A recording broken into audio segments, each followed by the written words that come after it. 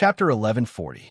What Qin Sheng did today made everyone feel that life was short. Why did he have to take the shortcut? Not only was Old Ma infuriated by Qin Sheng's actions, even Master Chen, who was trying to persuade Qin Sheng to work for him, felt that Qin Sheng deserved to die today.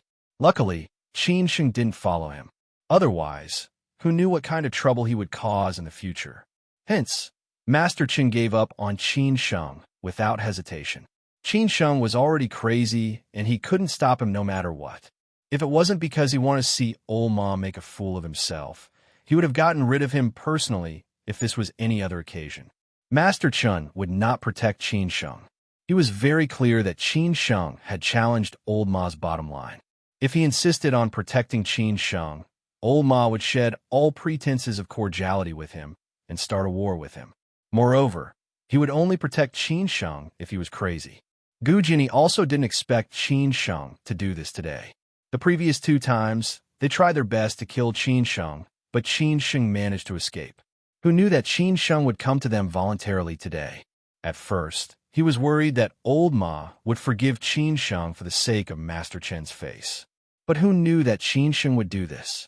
Now, Gu Jinni really felt that Qin Sheng's brain was really damaged in the past. The last one was Gu Xining. Her little brain had gone haywire.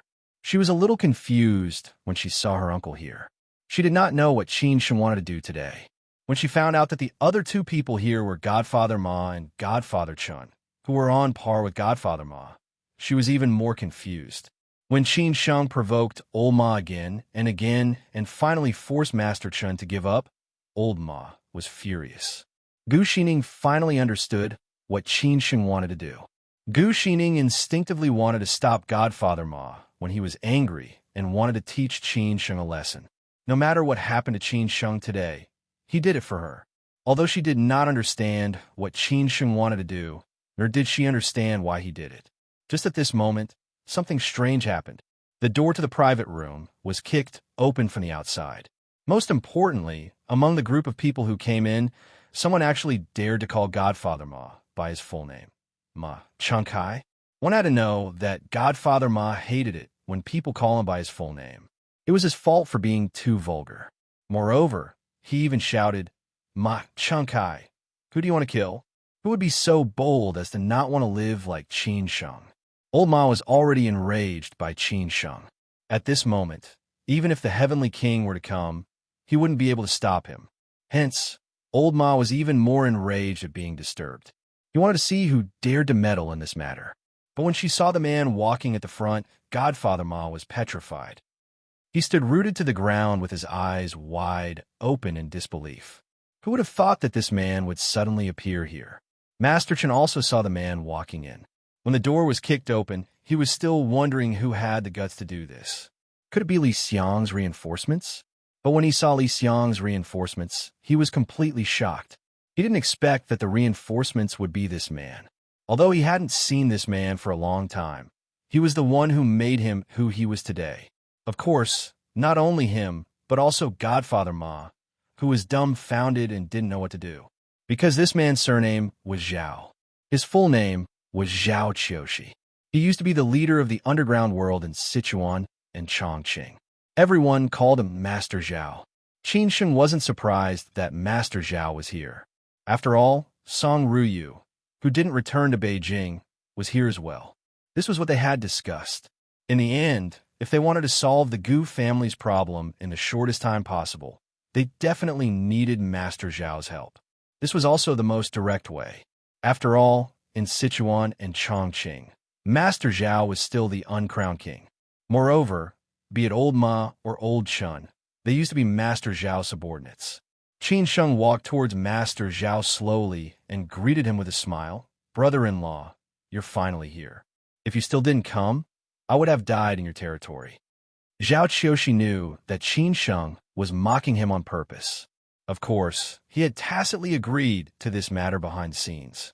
After all, he already knew that Qin Sheng's matter in Chengdu was nothing more than a small matter like the Gu family. If Qin Sheng was willing, Zhao Qiushi only needed to make a call and Ma Chunkai would know what to do. However, this time, he also wanted to know if his words still carried any weight. If not, then he had to establish his prestige again. Although I, Zhao Qiushi, am not in charge anymore, it's easy for me to deal with any of you if I want to.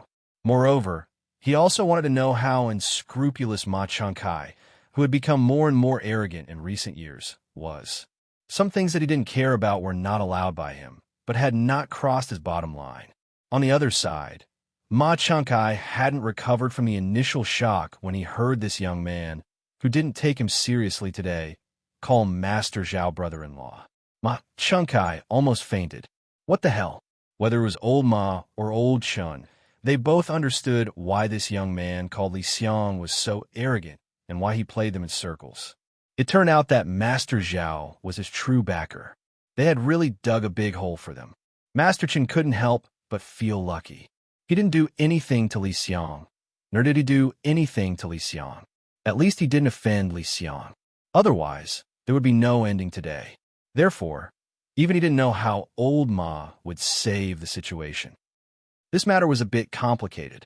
To put it simply, as long as Master Zhao was willing to be the peacemaker, he could totally pretend that nothing had happened.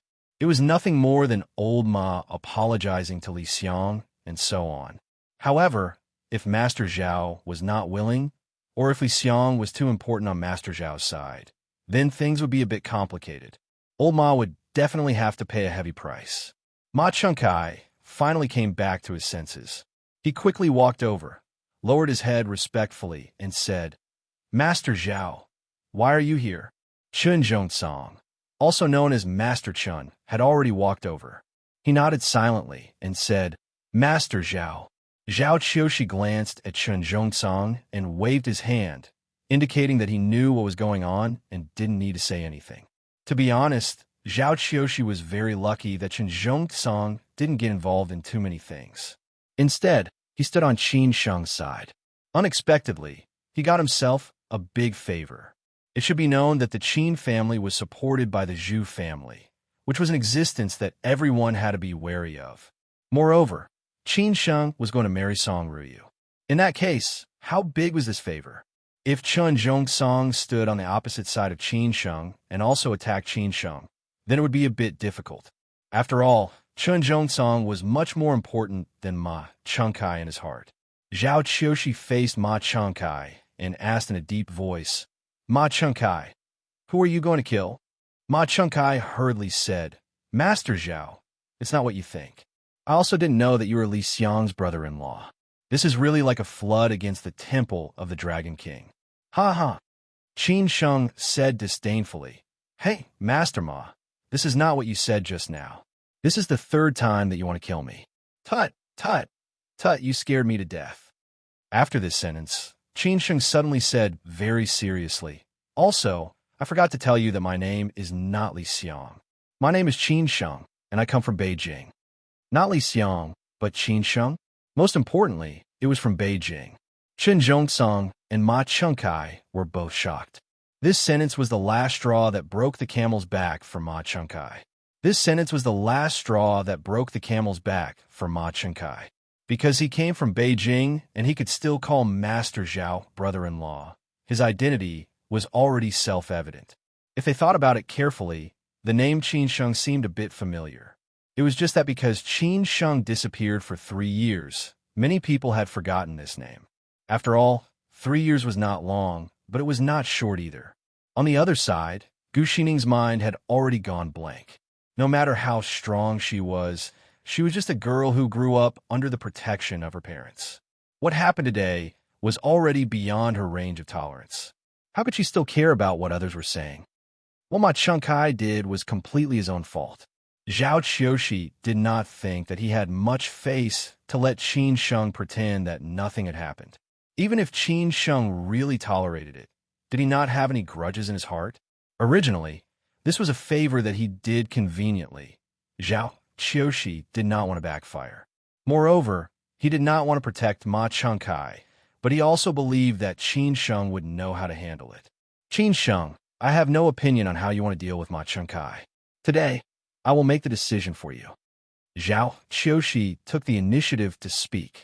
Qin Sheng did not stand on ceremony. Just as Zhao Qiushi thought, If Zhao Qiushi really protected Ma Changkai with his life, Qin Sheng would bear with it even if he had any complaints. But he would definitely not feel that he owed Zhao Qiushi any more favors. Moreover, Zhao Qiushi's impression in his heart would also be greatly reduced. Brother-in-law, we are all on the same side, so I will tell you the truth. You should have heard what happened to those who wanted to kill me in the past. But today, we are in Chengdu, and he used to be your subordinate. I will give you face. I only want a leg and an arm, and let bygones be bygones. As for Gu Jianyi's matter, let him directly turn himself in. I will not get involved. But if they are not convinced and want to fight to the death, brother-in-law, don't stop me. Qin Sheng very respectfully called Zhao Qiushi. He had already given Zhao Qiushi enough face. He had said what needed to be said about how to deal with it, but also reminded him what needed to be reminded. Zhao Qiushi said bluntly, then an arm and a leg. Hearing this decision, Ma Changkai immediately panicked. Who could accept that he wanted an arm and a leg directly? How could he survive in Sichuan and Chongqing in the future? He might as well kill him. Master Zhao, I was wrong. I really didn't know young Master Qin's identity. Please forgive me. Ma Changkai quickly admitted his mistake. He did not expect such a result, and he could not accept it. Zhao Qiushi was not moved and would not beg for mercy. Ma Changkai almost did not hesitate to kneel in front of Qin Sheng and beg for mercy in a low voice. Young Master Qin, I was wrong. I will do whatever you want me to do. Please forgive me. Qin Sheng replied with incomparable ruthlessness. Master Ma, you have been around for so many years. You should be very clear that you have to pay the price for making a mistake, right? Master Zhao, I have been following you for so many years. Even if I don't have any credit, I have worked hard. I beg you. Ma Changkai kneeled in front of Zhao Qiushi again. At this moment, Ma Changkai did not have the arrogant look just now. How could he still be the all-powerful big shot in Sichuan and Chongqing? Although he had been his subordinate for many years and had gone through fire and water before, he still had to pay the price for making a mistake. Zhao Qiushi said very calmly, Changkai, you have taken too big a step these few years. It's time for you to restrain yourself. Although I don't say some things, it doesn't mean that I don't know. Today's ending might have long been destined. Ma Changkai seemed to have not figured out the situation. This matter was no longer something that Zhao Qiushi could control, because he still did not know Qin Sheng's real background. If he knew, perhaps he would not say such a thing. Zhao Qiushi let out a long sigh and said, Do you want your life or this leg and arm? Hearing this, Ma Changkai's heart was like dead ashes. Chapter 1141. Zhao Qiushi's words had already sealed Ma Changkai's fate. Is your life more important than your legs and arms? Everyone would make the same choice. Back then, the talented Ma Changkai met Zhao Qiushi, who was in need of manpower. From then on, his meteoric rise was unstoppable. At that time, Ma Changkai was full of mettle and would do his best in whatever Zhao Qiushi arranged for him. Thus, he was gradually entrusted with important tasks by Zhao Qiushi. When Zhao Qiushi went into seclusion, he even planned Ma Changkai's future steps. Step by step, Ma Changkai became the leader of southern Sichuan. However, having reached such a position at such a young age, Ma Changkai gradually became arrogant. He was not willing to stay in a corner of southern Sichuan. He had his eyes on the big cake that was Chengdu and wanted a share of it. Zhao Changkai had already retired and wouldn't care about these things. The others also didn't have the right to criticize Ma Changkai. After all, everyone was on equal footing. It was precisely because of this rule that Ma Chang became increasingly unscrupulous and ultimately dug such a huge hole for himself. Out of so many people, he was the only one who didn't follow the rules. How could Zhao Qiushi protect him? Or maybe Zhao Qiushi was also using him to make an example out of him, to tell those restless people that although I, Zhao Qiushi, have retired, I still have the final say in Chuanyu. Therefore, Zhao Qiushi and Qin Sheng reached such a tacit agreement. Qin Sheng wanted Ma Changkai to pay the price, but he spared Ma Changkai's life because of Zhao Qiushi. As long as Zhao Qiushi could save Ma Chengcai's life, everything else did not matter. Ma Chengcai had no thoughts of resisting. He knew how he got what he had today. Not only did he offend this young Master Qin who came all the way from Beijing, he also offended Sir Zhao, who came out of seclusion. He could only calmly accept this result, or else the price he had to pay would be his life. Don't come to Chengdu in the future. Go back to southern Sichuan to recuperate and meditate. I will hand over the matters in southern Sichuan to someone else. We will talk about it again when you understand what you did wrong. Zhao Qiushi arranged without any doubt. Ma Chengcai was half kneeling on the ground. No one knew what he was thinking. Perhaps he was thinking, why is this Li Xiang a young master from Beijing? Isn't he called Li Xiang? Didn't he stay in Chengdu for several months? Didn't they investigate him thoroughly? Which part had gone wrong? If he had really known Qin Sheng's identity, how could he have courted death? Zhao Qiushi waved his hand and gestured to the bodyguard behind him to carry Ma Chengcai out. He would instruct them on how to deal with Ma Chengcai and would not fake it in front of Qin Sheng. On the other side, Gu Jiani was completely panicking. His biggest supporter, Godfather Ma, had fallen just like that. He had fallen in front of Master Zhao, the most powerful big shot in Sichuan and Chongqing. Master Zhao could easily crush Godfather Ma, and most importantly, Master Zhao was on Li Xiang's side. How did Li Xiang become young Master Qin from Beijing? What was going on? Could it be that Gu Xining had found a helper from the very beginning, and it was all a lie? Gu Jiani didn't have time to think about this because Master Zhao's bodyguards had already taken him away.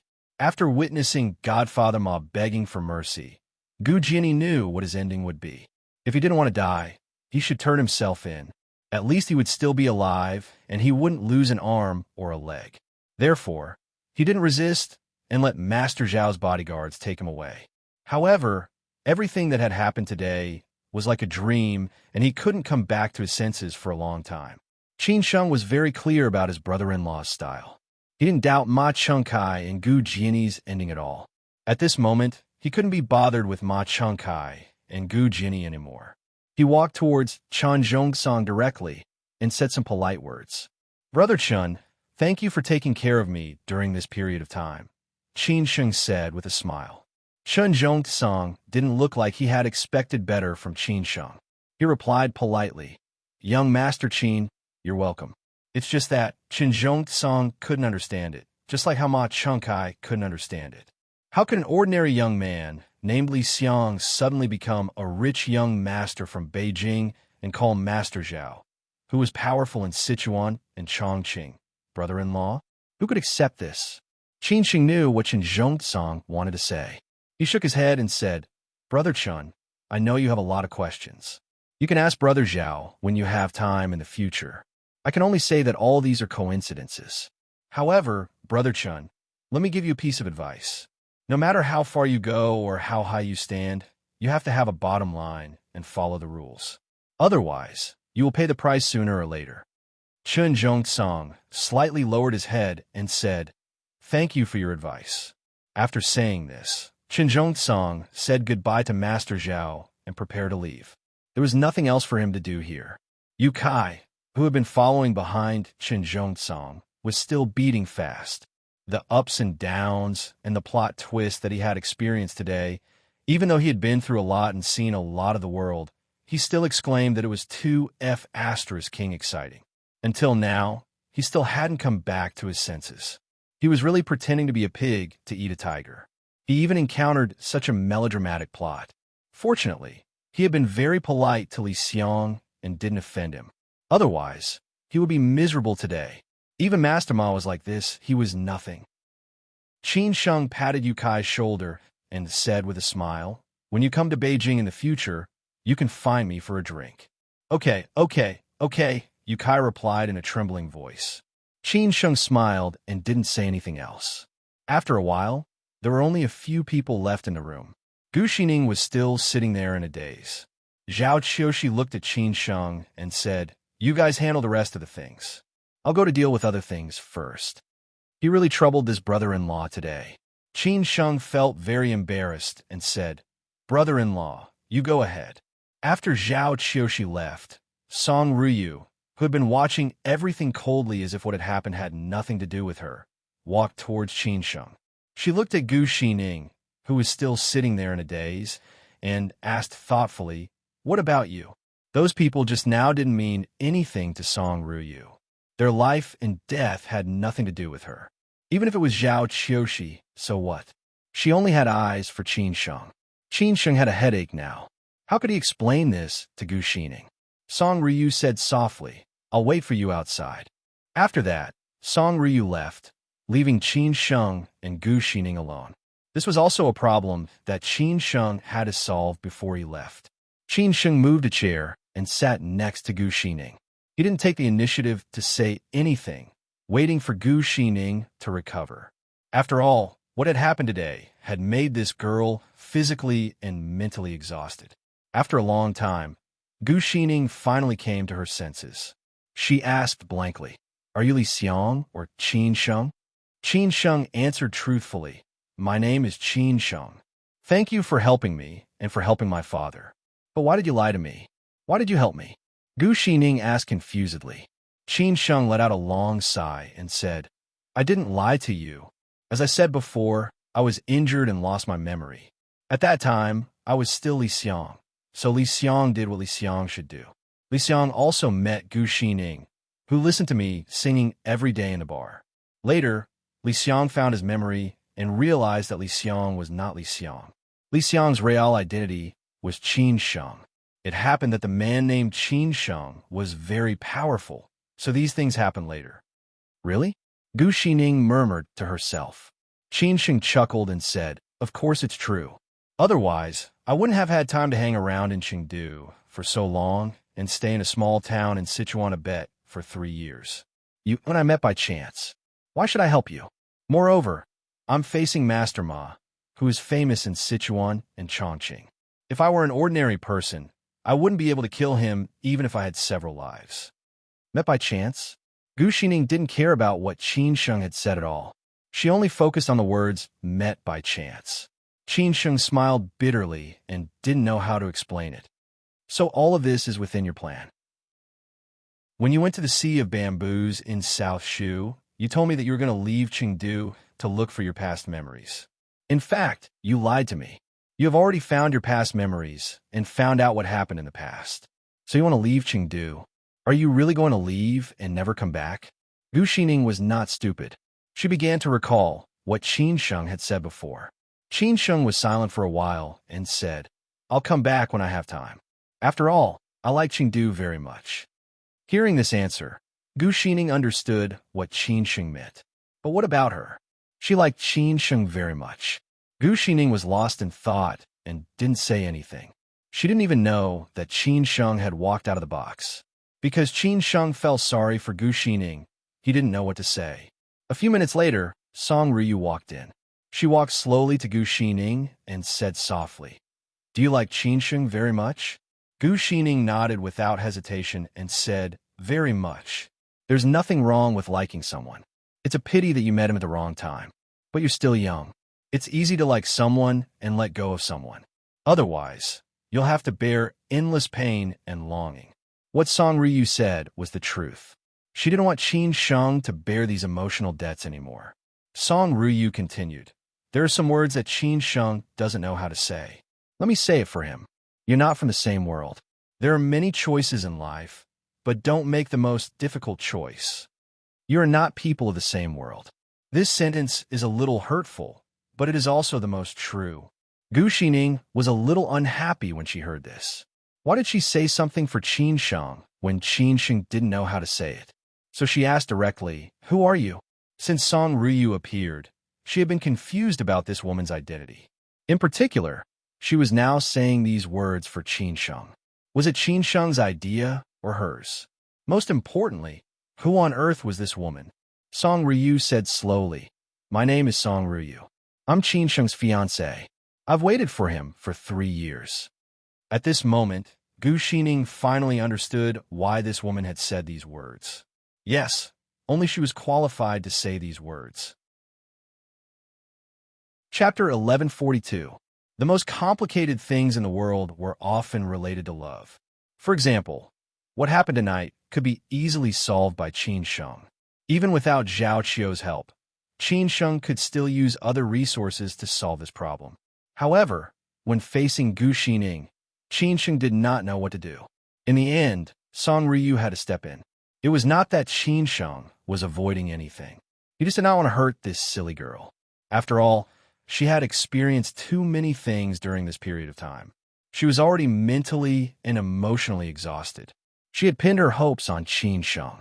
If Qin Sheng said those words in person, she would only be sad. Qin Sheng did not want to hurt her.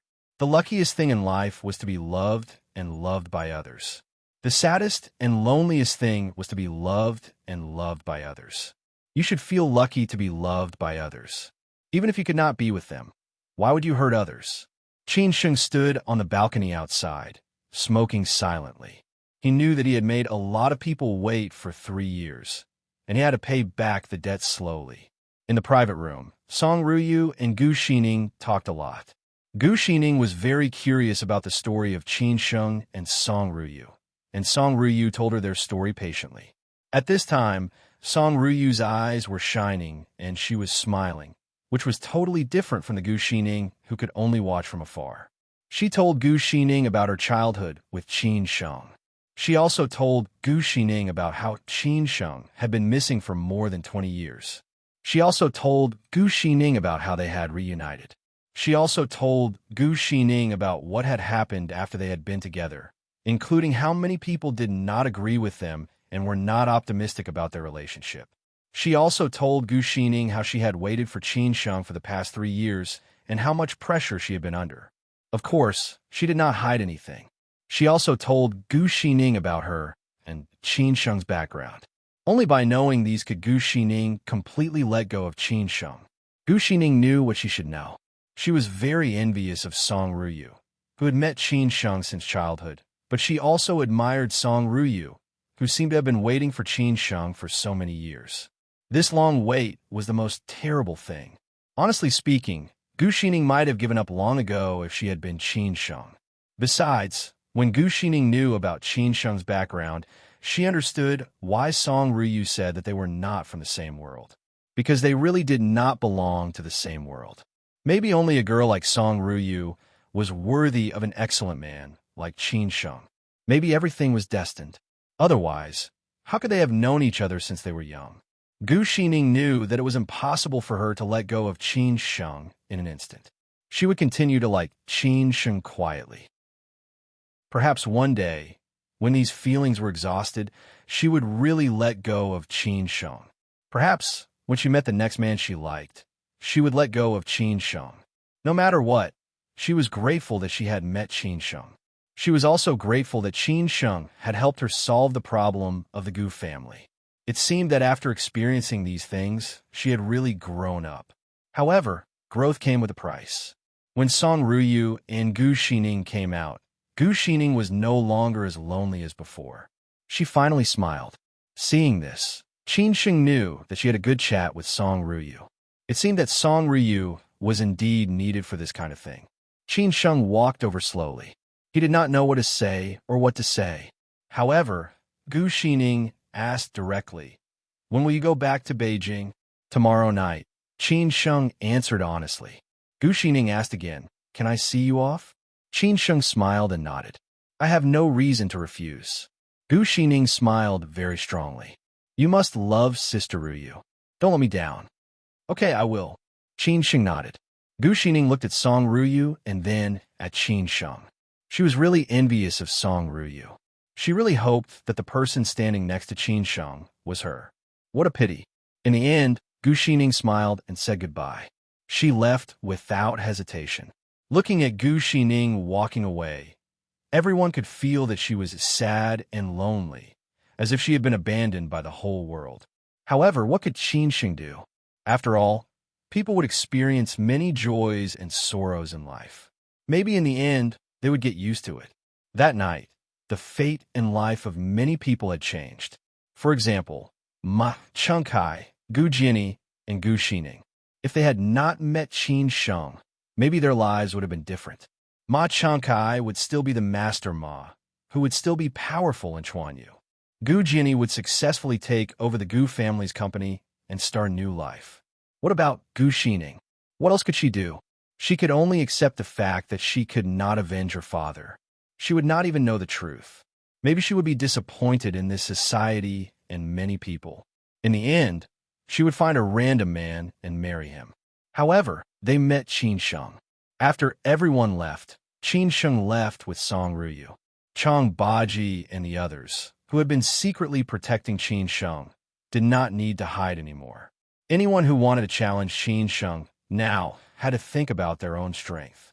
The next morning, when the innocent Ning came to the bookstore to start an ordinary day, she suddenly found that the door of the bookstore was open. She was startled and hurried in, for fear that the bookstore had been broken in or that it had forgotten to close the door last night. After all, although it was a waste for a top student who graduated from Sichuan University to be an ordinary waitress here, Ning still took care of the bookstore with a grateful attitude. After all, this bookstore belonged to her aunt and brotherly Xianga. They had done so much for her. Even if the bookstore's business was not good, she would not take this job lightly. When Ning walked into the bookstore, she found that her aunt, who had disappeared for several days, was sitting there reading a book. Her brotherly Xianga was also here today, sitting next to her aunt and drinking tea dutifully. What surprised Ning most was that the elegant beauty who had come to the bookstore to look for brotherly Xianga that day was also here. Why was this rich woman, whom Ning once thought was brotherly Xianga's mistress, here? No one said anything. They just sat there quietly, as if they were waiting for her. Ning walked over calmly and said, "Aunt, you're back." Qin Changqing put down the book in his hand that introduced several major official kills in the Song dynasty. He smiled warmly and nodded. Yes. Then Qin Changqing looked at Qin Sheng. Qin Sheng said slowly, "Ning, we have something to tell you today. No matter what we say, don't be surprised." Qin Sheng was so serious, which made Ning somewhat nervous. She had no time to ask her aunt about the relationship between the elegant beauty and brotherly Xianga. Instead, she said cautiously, "Brotherly Xianga, go ahead. I'm listening." Qin Sheng said calmly, "First of all, my name is not Li Xianga. My aunt gave me this name because she lost her memory. My real name is Qin Sheng, and I come from Beijing." Upon hearing this, Ning's eyes widened. It did not occur to her that she would encounter such a melodramatic plot that would only happen in TV dramas. Ning did not know how to react for a moment. Qin Sheng continued, "I lost my memory because of something I experienced in the past. In the end, I drifted from place to place and came to Chengdu, where I met you. But now I have regained my memory, so I can tell you these things." At this time, Li Xianga looked at Song Ruyu beside him and said, "By the way, this beautiful sister named Song Ruyu is really my fiancée. We got engaged 3 years ago. If you don't believe me, you can ask my aunt. It's not what you think. As for me and Gu Xining, we're just ordinary friends." Ning looked surprised. It seemed that she still could not believe what had happened. Song Ryu chuckled and said, "Hello, Ning." Ning was a little embarrassed and said, "Hello, sister. Are you really brotherly Xianga's fiancé?" "If he only has one fiancé, I don't think there is anyone else," Song Ryu said half-jokingly. Ning suddenly felt inexplicably disappointed. It seemed that she had thought of something. She bit her lip and said, "So, Aunt, brotherly Xianga, are you leaving Chengdu?" Qin Sheng said honestly, "Ning, I remember I asked you before. If Aunt and I leave Chengdu one day, would you like to go with us? Now you can make a choice. If you go back to Beijing with us, I believe that your life in the future will be wonderful. If you choose to stay in Chengdu, we will also arrange everything for you. You will never experience those things in the past again in this life. The former Li Xianga may not have this ability, but for the current Qin Sheng, it is just a small matter. So you can trust me completely." Ning was not stupid. Since brotherly Xianga said so, he must have absolute ability. No matter aunt, brotherly Xianga, or sister Ruyu, she could guess a lot of things from their temperament. Obviously, they were not ordinary people. If he didn't guess wrongly, the luxury cars he saw at the entrance should be theirs. Ning was lost in thought. After hesitating for a long time, she replied, "Brotherly Xianga, I haven't decided yet. Don't worry. Take your time to think about it. Even if you choose to stay in Chengdu now, you can tell me that you want to go to Beijing in the future. We will welcome you at any time. You are a good girl with a kind heart. Kindness also deserves to be treated well," Qin Sheng said sincerely. When hearing the last sentence, kindness also deserved to be treated well, Ning, who had been controlling her emotions, suddenly collapsed. She couldn't help but cry. It seemed that before she met Aunt and Brotherly Xianga, her life had been gloomy. But when she met them, her life was instantly filled with light, and the future would definitely be colorful. They let her find someone to rely on in life, so that she was no longer that humble and weak Ning. Song Ryu took the initiative to hug Ning and comfort her. Such a kind girl deserved a bright life. Fortunately, she met Qin Sheng and her aunt. Maybe she used all her luck in the first half of her life to meet Aunt and Qin Sheng. Chapter 1143. No matter when, never lose faith in life, let alone lose hope in life. No matter how many setbacks and difficulties he had experienced in the first half of his life, he should face them with a smile and go on. That was because the sun would always shine after the storm and the light would eventually break through the darkness. That was because God would not mistreat a kind-hearted person. The first half of Ning's life was like this. However, after meeting Qin Sheng and his aunt, the second half of Ning's life would be infinitely wonderful. After Ning calmed down, Qin Sheng handed her over to his aunt.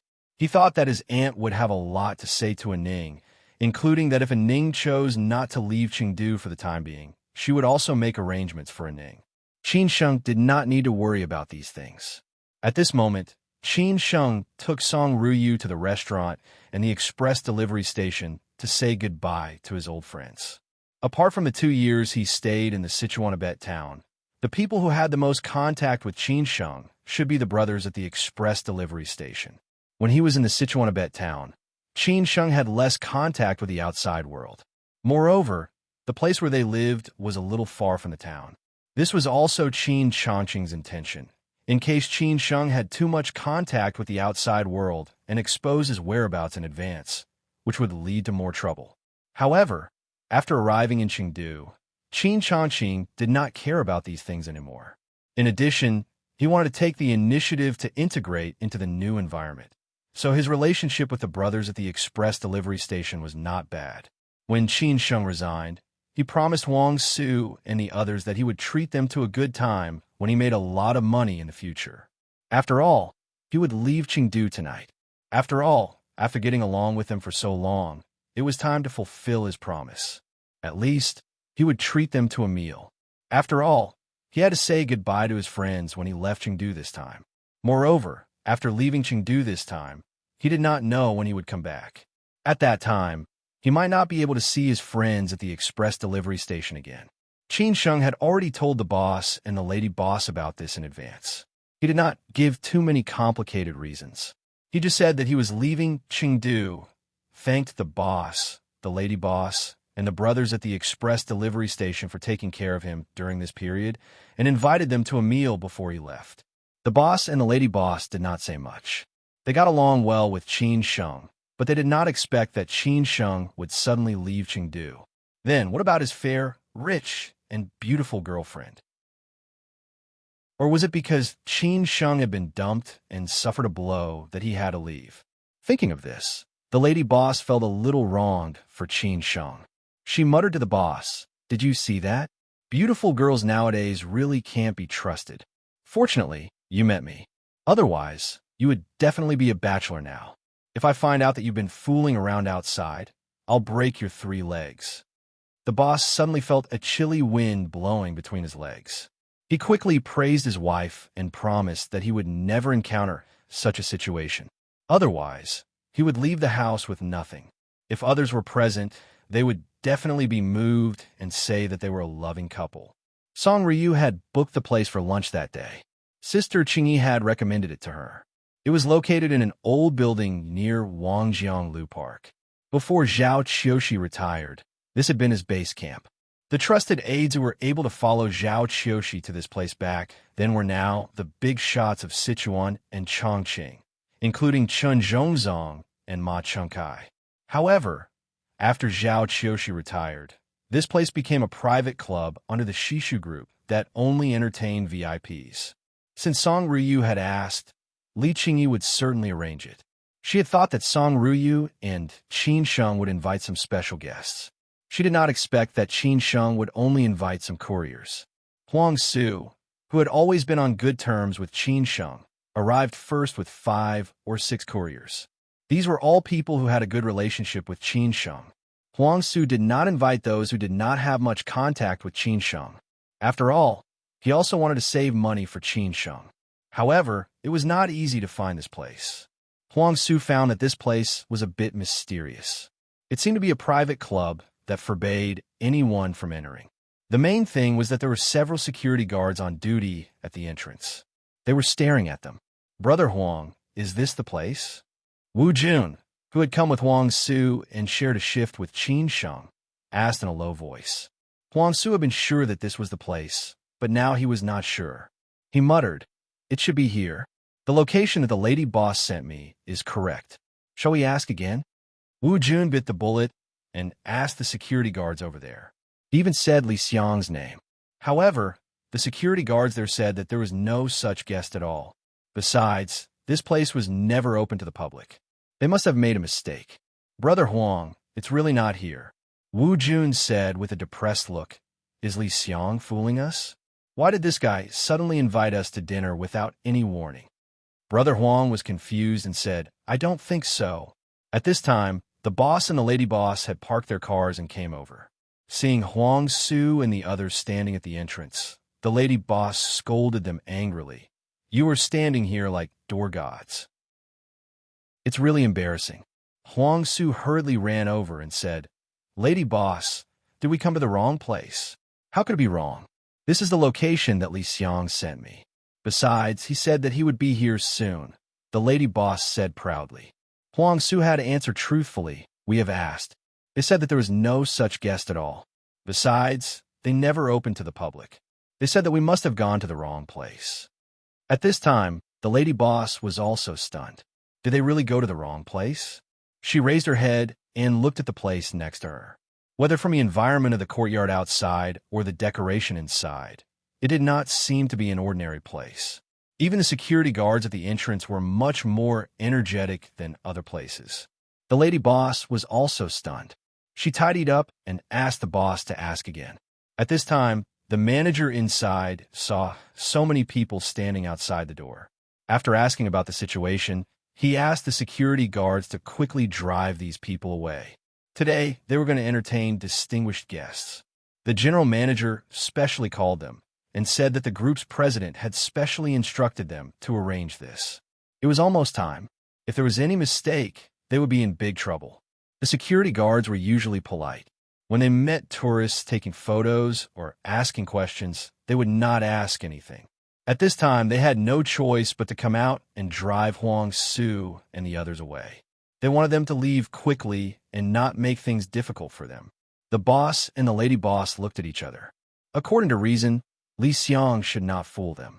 She was ready to take out her mobile phone to contact Li Xiang. Huang Su and the others were even more confused and felt quite embarrassed. They all suspected that Li Xiang had chosen the wrong place. At this time, suddenly 2 Mercedes-Benz Maybachs drove over, which instantly attracted everyone's attention. Everyone was quite envious. Who didn't have some dreams when they were young? But these dreams were eventually defeated by reality, leaving only occasional fantasies. The security guards also realized that today's distinguished guests had arrived. They immediately pushed the boss and the lady boss, Huang Su and the others to the sides, for fear of affecting today's distinguished guests. 2 Mercedes-Benz Maybachs stopped at the entrance as expected. Several men with strong auras and uniforms got out of the car in front. They quickly walked to the door of the car in the back and stared at the people around at the same time in case of any accidents. The boss, the lady boss, Huang Su, Wu Jun, and the others all stared at this side. They also wanted to see who the big shots were. Maybe they could meet a star or something. Right at this moment, a man dressed in a suit and leather shoes slowly walked out of the car. When they saw the appearance of this big shot, the boss, the lady boss, Huang Su, Wu Jun, and the others were so shocked that their jaws almost dropped to the ground. They stared in disbelief. How could it be possible? Yes, the man who got out of the Mercedes-Benz Maybach was Li Xiang, who used to chat with them every day. But this man was called Qin Sheng now. Although they had seen Li Xiang driving Gu Xining's sports car at the express delivery station, the scene today couldn't be compared with that of the past at all. In the past, Li Xiang was dressed the same as them, just like ordinary people at the bottom of the social ladder. At most, her temperament was a little different. But today, Li Xiang was completely like a domineering president. Was this Li Xiang? Of course, this was Li Xiang and Qin Sheng. After Qin Sheng got out of the car, he saw the boss, the lady boss, and the others standing at the door. He thought they were waiting for him on purpose. So he smiled and said, "Boss, lady boss, brother Huang, why don't you go in? Are you Li Xiang?" The lady boss held her chin and asked while trembling with fear. Qin Sheng didn't know whether to laugh or cry. "I am definitely Li Xiang. Lady boss, why don't you know me? What are you doing?" The boss asked carefully. Qin Sheng said, half jokingly, "Oh, you mean this? I'm a sugar daddy. This is my sugar daddy." As he spoke, Qin Sheng looked at Song Ruyu, who had followed him out of the car. Today, Song Ruyu was dressed more formally in a well-tailored black dress, which enhanced her temperament. Standing next to Qin Sheng, they looked like a perfect couple. Anyone who saw them would think that they were the most compatible couple. Before Qin Sheng introduced himself, Song Ruyu took the initiative to say hello. "Hello, I am Qin Sheng's fiancé. My name is Song Ruyu. Thank you for taking care of Qin Sheng these days." "Who is Qin Sheng?" "Qin Sheng? What do you mean?" Everyone asked at the same time. After all, they had never heard of this name before. Qin Sheng explained, "Qin Sheng is me. I am Li Xiang, also Qin Sheng. I used to be Qin Sheng, but now I am Li Xiang in Chengdu." After hearing Qin Sheng's explanation, everyone was even more confused. Huang Su suddenly remembered that Li Xiang had said that he had been injured and lost his memory, so he didn't know what had happened in the past. Moreover, they hadn't been in Chengdu for a long time. It turned out that Li Xiang used to be Qin Sheng. He suddenly understood and said, "Li Xiang, your name is Qin Sheng. Are we in the wrong place?" Qin Sheng was confused. "No, I got it. I was wondering why they said there was no such name when we told them the name Li Xiang. You must have used the name Qin Sheng, right?" Huang Su directly told the truth to everyone. He was just short of saying, "Am I awesome?" Only then did Qin Sheng understand. So this was what was going on. Song Ryu was a little embarrassed. "I'm sorry, everyone. It's my fault. I am used to the name Qin Sheng, so I forgot that you only know the name Li Xiang." The boss and the lady boss also realized it in hindsight. So that's what happened. However, the lady boss was more confused. Was this beauty, who was more beautiful and elegant than Gu Xining, really Li Xiang's fiancé? Does Li Xiang have such great ability? Or was it really as Li Xiang had said, that he was a sugar daddy? What about Gu Xining? Now that she thought about it, she had wronged Gu Xining. It must be the playboy Li Xiang who had abandoned her. Qin Sheng let out a long sigh and said, "I know you must have a lot of doubts. Can we go in and talk? I will tell you what happened then." Everyone agreed. It was too eye-catching to stand at the door with so many people. This time, Qin Sheng and Song Ruyu took the initiative to lead them to the door. After verifying their identities, the people there welcomed Qin Sheng, Song Ruyu, and the others respectfully. Everyone breathed a sigh of relief, afraid that they would be rejected again. However, they thought that Li Xiang was just like Qin Sheng. How could it be wrong? Hearing that the distinguished guests had arrived, the general manager immediately came out with several managers to welcome them. However, when he saw Huang Su, Wu Jun, and the other guests in the courier uniform, he didn't understand what was going on. It was not that he looked down on these couriers, but he had never experienced this kind of thing before. However, after all, he was used to the hobbies of many big shots here. He didn't think too much about it and still greeted the guests politely. After all, they were the distinguished guests that the hostess of the group told them to meet. Chapter 1144. It was a melodramatic and hilarious episode, and it was all because of a name. The people at the express delivery station didn't know that Li Xiang was not called Li Xiang.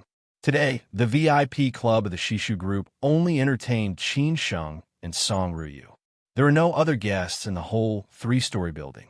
When the boss and the landlady Huang Su walked in, they were shocked by the luxurious decoration and the high-end atmosphere. Not to mention Huang Su and Wu Jun, even the boss and the landlady had never been to such a place. After all, they were too far away from these things. After all, there were classes in this society. Now, they were more curious about Qin Sheng's story. There was only one private room on the third floor of the VIP club, and there were 6 waiters waiting outside the door. Everyone felt a little uncomfortable as they walked in, feeling out of place. After all, they had never experienced these things before, so they felt uneasy. After they sat down, Qin Sheng began to tell his story. It was not until then that Qin Sheng began to tell his own story. These are just some small episodes. Of course, Qin Sheng would not tell them the truth. For example, he would only say that he used to do business in Beijing. When Qin Sheng finished telling his story, everyone finally understood what was going on and why Qin Sheng was called Li Xiang. It turned out that Qin Sheng was really a big boss before. His temperament didn't seem to be at the bottom. Qin Sheng, I was wondering how you look like a courier. It turns out that you're a big boss. How big is he? Is he bigger than the boss and the landlady? Wu Jun, the silly Iron Man, asked. Qin Sheng glanced at the landlady's figure, which could crush the boss to death. He really wanted to ask what she was talking about. The landlady said, Wu Jun, are you stupid? Do you know how expensive the 2 cars at the door are? We can't afford one, even if we work for a lifetime. Who are you looking down on? Why do I feel that you are scolding me? Believe it or not, I will deduct your salary. Wu Jun, who was young and came from Daliang Mountain, didn't know these things. He hurriedly said, Landlady, don't be angry. I really don't know. The others burst into laughter. Qin Sheng responded with a smile. Let's not talk about this today. No matter how big the boss is, I am still Li Xiang. Let's just drink today. After all, I will leave tonight, and there will be fewer opportunities to see you in the future. Huang Su was surprised. Tonight? Why are you in such a hurry? The others also asked at the same time. Qin Sheng replied, Honestly, I haven't been back for 3 years. My family is quite anxious, and there are a lot of things waiting for me to deal with. I will come to Chengdu to look for you in the future. If you go to Beijing, you can also look for me. Huang Su said straightforwardly, Then let's have a good drink today. You never touched alcohol before. Let's see how much you can drink today. He did not regard Qin Sheng as a big boss at all. If he really regarded Qin Sheng as a big boss, Qin Sheng would probably not know how to get along with others. Song Ryu had already ordered the dishes. Almost all of them were the signature dishes of this restaurant. Of course, they were all very expensive. However, those who could come here were either rich or respectable, and they wouldn't lack this bit of money. Most importantly, even if you had money, you might not be able to come in. Now that he was able to establish a relationship with the West Shu group in Sichuan and Chongqing, his career would definitely soar. Therefore, the VIP club of the West Shu group wasn't a place that just anyone could enter. Qin Sheng did not avoid arousing suspicion. If he deliberately took care of everyone, they would not be very comfortable. Therefore, he asked the waiter to open white wine, red wine, and beer. Everyone could drink whatever they liked. Except for beer, which was relatively common, white wine and red wine were relatively expensive. For example, Maotai was an old wine. After that, he toasted the boss and the lady boss alone. Although the lady boss had scolded him a lot, he knew that she had a sharp tongue but a soft heart. In the end, he toasted Huang Su, Wu Jun, and the others. At the very beginning, they had taken good care of him. Qin Sheng took the lead and toasted Huang Su and Wu Jun. Later, Song Ryu also took the initiative to toast everyone. To be honest, other men present dared not take the initiative to look directly at Song Ryu. Even the lady boss did not dare to casually joke with her. She always felt that Qin Sheng's fiancé was too domineering. She did not know how Qin Sheng found such a fiancé. In contrast, Gu Xining was more down-to-earth. However, today no one dared to mention Gu Xining for fear of causing trouble for Qin Sheng. However, it was easy to get drunk and say the wrong thing when drinking. The boss, who was not a good drinker but was very happy today, suddenly asked in the middle of drinking, "Li Xiang, how are you in that fair, rich, and beautiful Gu Xining?" When he said this, the originally lively atmosphere suddenly seemed to be paused. In an instant, it was quiet and somewhat depressing. Everyone subconsciously looked at the boss, who seemed to be able to kill him. The lady boss also stepped on the boss's foot under the table and at the same time pinched the inside of the boss's thigh. When the boss was about to scream loudly, the lady boss directly covered his mouth. At this time, the boss seemed to come to his senses and realized that he had said the wrong thing. At this time, everyone also looked at Qin Sheng and Song Ruyu, not knowing how to explain the situation. Of course, Qin Sheng knew what was going on.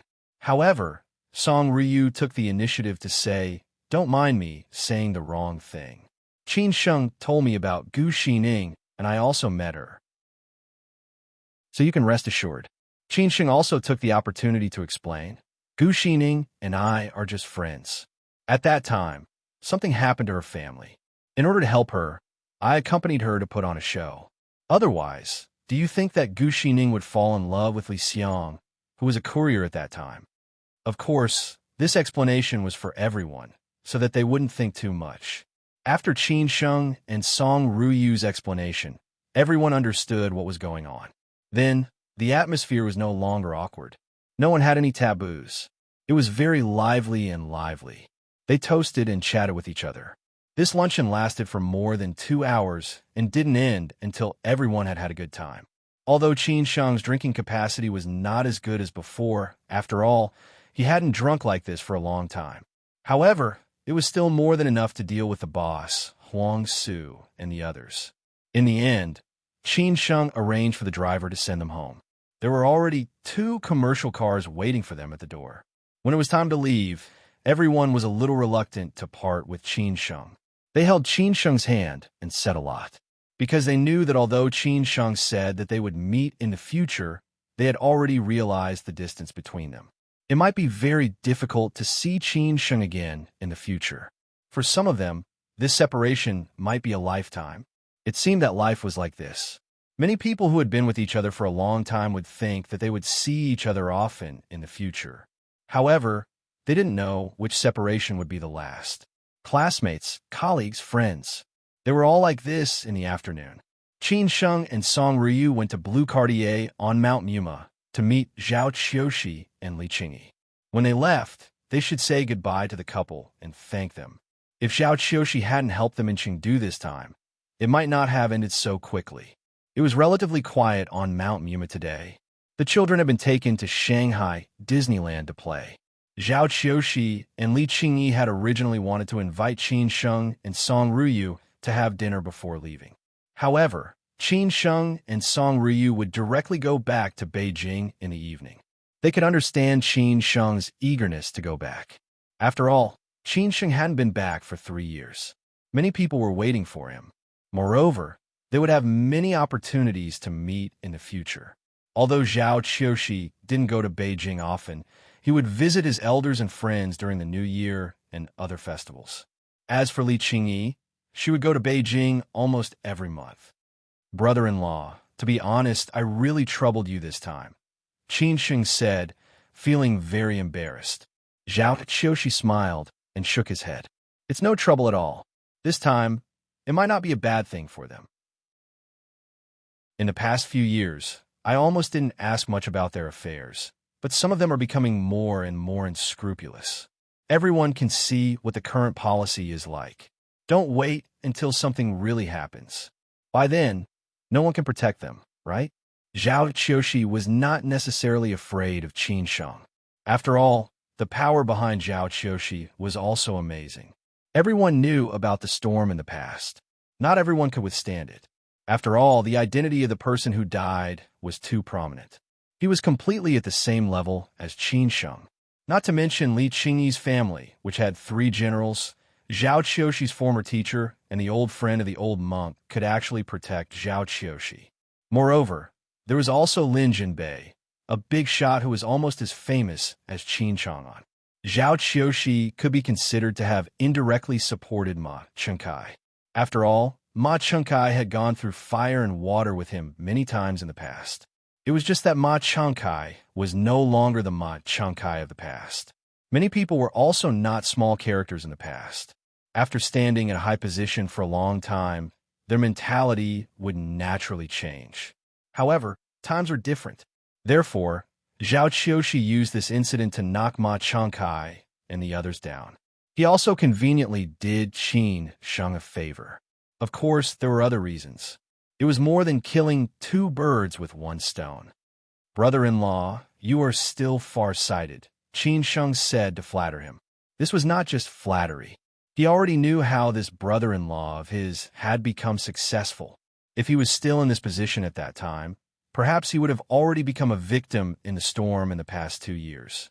When some people could make a choice, they could resist the temptation and guard their hearts.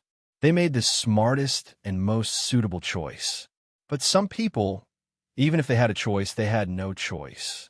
They could only bite the bullet and continue moving forward. For example, Qin Chang'an. At this time, Li Qingyi said, "Qin Sheng, stop flattering him. Go back and prepare for your wedding. I will definitely be there with your brother-in-law." In fact, Li Qingyi was not very familiar with Song Ruyu. On the contrary, she was more familiar with Qin Sheng's sister, Qin Ran. Because there were 3 generals in the Li family, and Zhu Weiguo was close to the Li family, Li Qingyi and Qin Ran had known each other since they were very young.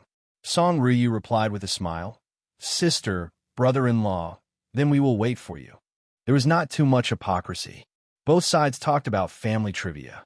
After all, their fathers all knew each other and were quite familiar with each other. When it was almost time, Qin Sheng and the others said goodbye and left. At 8 o'clock in the evening, in the VIP building of Shuangliu International Airport, the Qin family's private plane had been waiting for a long time. Qin Sheng and Song Ruyu were about to set off for Beijing. It had been more than 3 years since he had last left Beijing. There were no other outsiders, except for his aunt, Gu Xining and Ah Ning. Qin Sheng had promised to let them see him off. His aunt might go back to Beijing after a period of time, or she might not go back at all, although all the members of the Qin family wanted her to go back. Qin Sheng said a few words to his aunt briefly. Anyway, he could not control his aunt, who was a great goddess. When he walked to Ah Ning, Qin Sheng said with a smile, "I will wait for you to come to Beijing." Ah Ning still liked to call Qin Sheng, "Brotherly Xiang, when you get married, I will go there." Perhaps knowing that the road ahead would be exciting, Ah Ning was more confident than before. She said with a smile. What everyone showed was the accumulation of their experiences over the years, whether it was the family environment since childhood, the experience in school, or the experience in work. Of course, everyone's mentality was also very important. Song Ruyu replied gently, "Then you will come to Beijing soon." Ah Ning said happily, "Really? Congratulations, sister." On the other side, Gu Xining heard the news and felt a little sad. She was a little sad, a little disappointed, and a little envious. However, she was happy for Song Ruyu from the bottom of her heart. After all, she had waited for Qin Sheng all her life. No one was qualified to compete with her for Qin Sheng. When Qin Sheng walked to her, Gu Xining forced a smile and said, "My mother and uncle asked me to thank you on their behalf. At the same time, they also want to say sorry to you. They hope that you will not mind what they said and did before." When Gu Xining went back and told what had happened yesterday to her uncle and mother, they did not believe it at first. They thought that Gu Xining must have been deceived by Li Xiang again. How could this girl be so gullible? She would believe whatever Li Xiang said. Anyway, no matter how Gu Xining explained, they would not believe it. However, that night, Gu Jinyi came to them in person and knelt down to apologize. He also took the initiative to hand over the control of the company to them. At the same time, he told them that he would turn himself into the police department and take the initiative to bear the responsibility. He did not ask for their forgiveness, but only asked them not to make things difficult for his wife and children. At that time, Min Shu and Min Feng were shocked. They did not have time to talk with Gu Jinni too much, because they knew what Gu Xining had said was true. It turned out that Li Xiang was really a rich young master from Beijing. It turned out that Li Xiang really knew Master Zhao. However, they all felt that it was so unreal. Even though they knew that Li Xiang came to Chengdu and met Gu Xining because of amnesia, they still felt like they were in a dream. In the end, the only thing they regretted was that they did not let Li Xiang and Gu Xining have sex. Even if Li Xiang had a fiancé, what could he do? Today, you ignore me, but tomorrow, I'll make it so that you can't even reach up to me. Life was a sin. Qin Sheng did not say anything. He did not need Min Shu and Min Feng to thank him, because what he had done had nothing to do with them. Your life has just begun. Live a good life and face it well. I believe that the next time I see you, you'll be a new person for me. Qin Sheng comforted Gu Xining. After so many things had happened, Gu Xining had changed a lot. When she completely let go of these things, she would definitely be a different Gu Xining. Gu Xining nodded and said, I will. After all, it wasn't a separation of life and death. It was just a temporary separation, so there wasn't much sadness. After a simple farewell, Qin Sheng and Song Ryu waved at each other, turned around and left. The others were fine, but Gu Xining's eyes were slightly red. Thank you for meeting me. Goodbye, Qin Sheng. When the private plane took off, Qin Sheng also waved at Chengdu and said goodbye, Chengdu. Chapter 1145. According to Anthony's, these are the love you give me. Planes from different countries would stop at the airport like giant birds. They would meet each other in a hurry and then set off. Some of them would cross seasons, and some of them would cross time. It seemed that for everyone, every point in life was like an airport, and every journey in life was like a voyage. In the end, most people would only meet each other in a hurry and wave goodbye. Some of them could really meet again, and some of them would never see each other again. The 3-hour flight was a bit long for Qin Sheng. He couldn't wait to see his relatives, whom he hadn't seen for 3 years. He had made them wait for more than 20 years, and he didn't expect that he would make them wait for another 3 years. Qin Sheng really didn't know what he had done in his previous life to make him owe so many people in this life. Song Ryu was a little tired. She leaned on Qin Sheng's arms and slept for a while. Qin Sheng held her tightly and asked the air stewardess to cover her with a blanket. Song Ryu lived up to everyone's expectations. She completed her task and brought Qin Sheng back to Beijing smoothly. She was the biggest hero. On the way, Qin Sheng didn't feel sleepy at all. After all, he had slept for more than 3 years and was already in his 30s. Time was really merciless. For him, the past 3 years seemed to pass quickly, but for many people, it was really a long time. At 10 o'clock in the evening, the plane landed at the Capital International Airport. Qin Changxing went to pick him up in person. The Qin family didn't know that Qin Sheng was back yet. It was a surprise for them. When the plane was taxiing, Song Ryu held Qin Sheng's hand tightly and asked, How do you feel? Qin Sheng curled his lips and said, I'm not excited or nervous. I just feel a little guilty. You can't blame others. It's your own choice, Song Ryu said impatiently. She was more or less resentful. Qin Sheng shut up immediately. Song Ryu liked to criticize him the most now. He didn't dare to talk back, because she had something on him. When he got off the plane, Qin Sheng really wanted to say that he, Hu Han-san, had come back to kill again. However, when he thought about it, he decided to forget about it. Qin Changxing was the only one who came to the airport to pick Qin Sheng up. The rest of the Qin family did not know that Qin Sheng had come back yet. It could be considered as a surprise that Qin Sheng had prepared for everyone. However, the elders of the Zhu family had already known about it. However, they were busy with official business and did not have time to pick Qin Sheng up. Moreover, they would probably want to scold Qin Sheng when they saw him. Later, Qin Sheng would have to personally carry a thorn to ask for forgiveness. On the tarmac, Qin Changxing, who was already an old man, waited quietly for Qin Sheng to come out. He did not go to see Qin Sheng when he was in Chengdu because he had his own considerations. Now that Qin Sheng had returned to Beijing as his uncle, it was time for him to come and pick up his nephew. After all, He had his reasons for what had happened to the Qin family today and for Qin Sheng to have such an accident. After Qin Sheng came out, he saw his uncle, who was thin and wearing a hat, in the distance. Compared with his appearance when he had seen his uncle and Sonia 3 years ago, his uncle had become much older and thinner. It seemed that he had sheltered the Qin family a lot in the past 3 years. Qin Sheng walked quickly to the old man.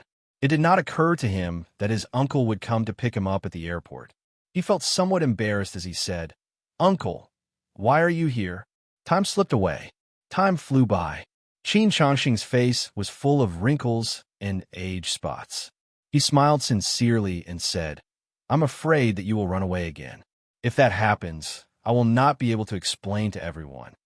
After confirming that Qin Changxing had saved Qin Sheng, Qin Changxing assured the other members of the Qin family, the Zhu family, and the Song family that Qin Sheng would definitely come back if he was fine. One could imagine how much pressure he had been under in the past 3 years. He had been questioned by the elders of the Zhu family and the Song family countless times. Many people had said that he was a liar. Every time, Qin Changxing had to explain himself in every way. Every time, Qin Changxing had to explain himself. Every time, Qin Changxing had to explain himself. Although Song Ruyu trusted Qin Changxing and had no complaints, the others had different opinions. They all thought that the Qin family was wasting Song Ruyu's youth and life, which was really shameful. "Uncle, I made you worry," Qin Sheng said guiltily. Qin Changxing patted Qin Sheng's shoulder gently and said, "It's good that you are back." At this time, Qin Changxing looked at Song Ruyu and said, "Ruyu, you have worked hard." Song Ruyu smiled slightly and did not explain anything. She had never felt that she had worked hard. Qin Changxing asked again, "Didn't your aunt come back with you?" Qin Sheng shook his head and said, "Aunt might be used to living a carefree life. We can't force her." Qin Changxing let out a long sigh and said nothing. He knew his sister better than anyone else. On the way back to the city, Qin Sheng did not ask too many questions about the Qin family. Song Ruyu had told him everything he should know. However, he was still a little excited to see the rest of the Qin family. In the West Mountain villa of the Qin family. Since Qin Changxing came back, he had been living here with Zhao Anji. Qin Ran and Qin Jing would come back to accompany them every weekend. Most of the time, they lived in the World Trade Center, which was close to the company. Otherwise, it would be troublesome to go back and forth every day. However, Zhao Anji was not in Beijing these days. She went to Tsingtao to celebrate her brother's birthday. When Qin Sheng, Song Ruyu, and the others returned to the West Mountain villa of the Qin family, Qin Ran and Qin Jing had not come back yet. Tonight was a friend's birthday party, so they might come back late. Qin Sheng, Song Ruyu, and Qin Changxing were sitting in the living room, chatting and waiting for them. Qin Sheng said with a smile, "Uncle, will my sister and Yaya come back tonight?" "I just called them. They said they're on their way back," Qin Changxing said in a low voice. Qin Sheng was relieved. If his sister did not come back, he would go to find her. In a Bentley from the city to the West Mountain, the bodyguard of the Qin family was driving the car steadily.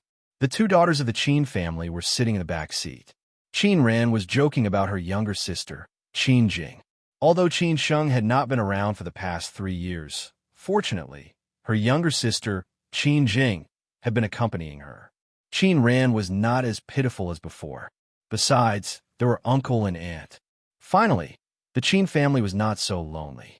Qin Ran teased her sister and said, "Yaya, what do you think of the handsome guy who returned from abroad?" Qin Jing shook her head and said, "No, I don't like his arrogant look. What's wrong with him? Who knows if he is a sea turtle or a kelp?" Qin Ran curled her lips and said, "Then what kind of guy do you like?" Qin Ran curled her lips and said, "This little girl has reached the marriageable age. It's time to find a suitable partner for her. She can't drag it on like her." Qin Jing immediately smiled and said, "Like my brother. What's so good about him? He is a playboy. Are you willing to find someone like him? Besides, he disappeared for more than 3 years just because of a disagreement. Who knows whether he is dead or alive?" Qin Ran said in an unkind tone.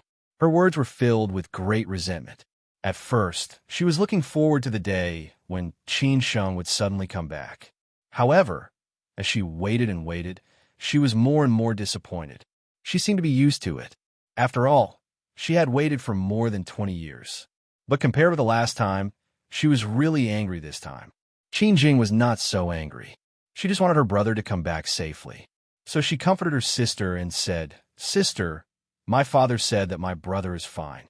Maybe when we come back from work, my brother will be waiting for us at home. Don't be angry." In fact, it was because of Uncle's words that Qin Ran could continue to wait. Otherwise, she really did not know when she would break down. Even though she thought so, Qin Ran still muttered, "It's better if he never comes back." Qin Jing covered her mouth and smiled. She knew that her sister was sulking. But compared with him, Sister Ryu should be the one who suffered the most. After all, they had just been engaged. If her brother did not go missing, maybe they would have been married long ago. Now, their children might be running around everywhere. Half an hour later, Qin Ran and Qin Jing returned to the West Mountain Villa of the Qin family. Every night, it was so quiet here. They carried the things they bought in the afternoon and walked into the villa with a smile. At the same time, they knew that the old father would wait for them to come back every weekend. If they did not tell him in advance that they would not come back, he would definitely call them constantly to urge them to come back. After walking into the living room, Qin Jing shouted with a smile, "Dad, we are back." She used to think that she did not have a father. Her mother never talked about her father. In her memory, there was nothing about her father. She always thought that her father might be gone. So she was most afraid of people asking her about her father. So when she was young, she often quarreled with other children because of this. Later, when she grew up, she did not care about this because she had a mother who loved her very much. Even after she returned to China, no one told her about her father. In fact, many times she wanted to ask about her father. Even if her father was gone, she still wanted to know his story. However, no one took the initiative to tell her about it. She thought that people did not want to talk about those sad stories, so she did not ask anymore. Suddenly, one day, her mother told her that her father was back. She was shocked and did not react for a long time. She thought that her mother was lying to her. However, it was true. That was really her father. She used to think that her father was gone and did not dare to ask about him. It never occurred to her that her father would suddenly appear in front of her one day. She squatted on the ground and cried bitterly, like a silly child. In the end, her father came to hug her and kept saying sorry. During that time, she always stuck to her father, as if she wanted to find the fatherly love that she had lost for more than 20 years. And her father was always with her. Later, she learned that it was her father who told her everything about her father. She also knew that her father had not been easy all these years, but she did not complain about him from beginning to end. At this time, Qin Ran found that Song Ryu was also sitting in the living room. She laughed and said, "Ryu, when did you come back?" Song Ryu chuckled and stood up. "Sister, I just came back in the evening." Qin Jing also saw Song Ryu and greeted her with a smile. "Sister Ryu, did you bring me a gift?" Song Ryu said lightly, "I brought you a gift that you want the most." Qin Jing was about to ask what the gift was, but she found that there was a man sitting on the sofa.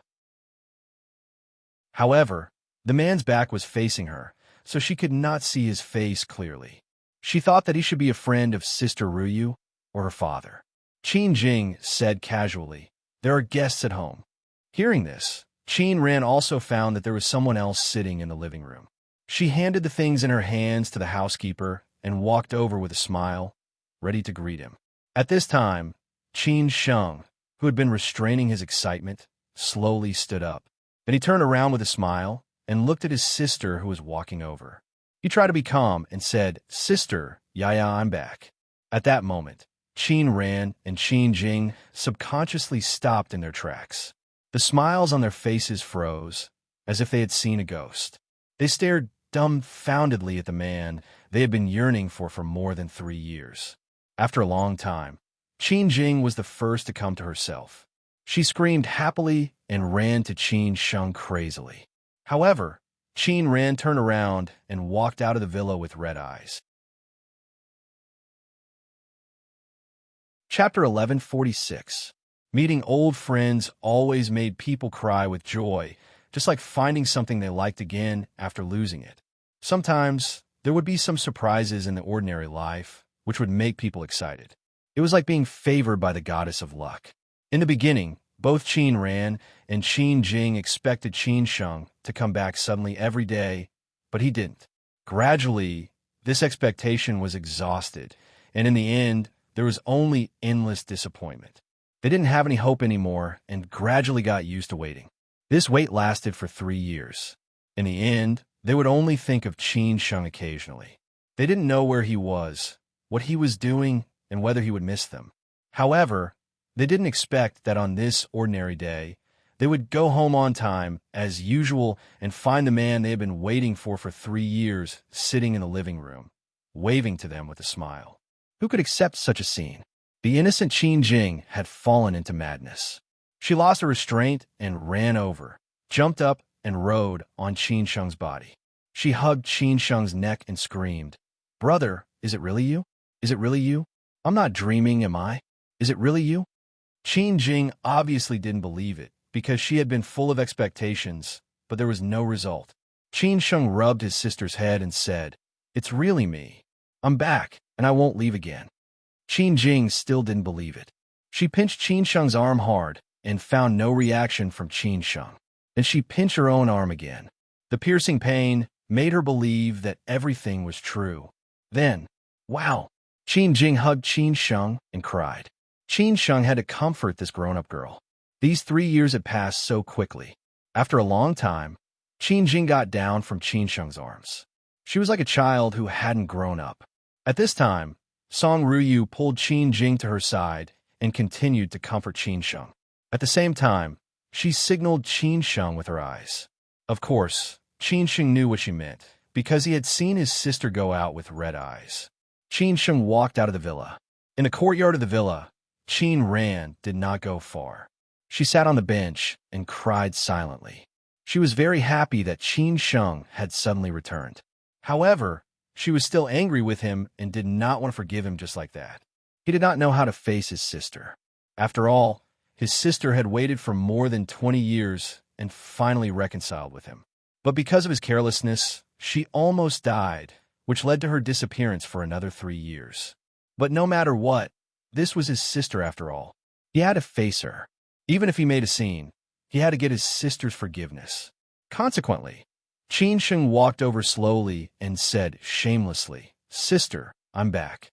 Qin Ran ignored him and moved sideways to avoid him. "Sister, I'm sorry. I know I was wrong." Qin Sheng turned sideways and smiled bitterly. Qin Ran wiped her tears and ignored him. She turned around and dodged again.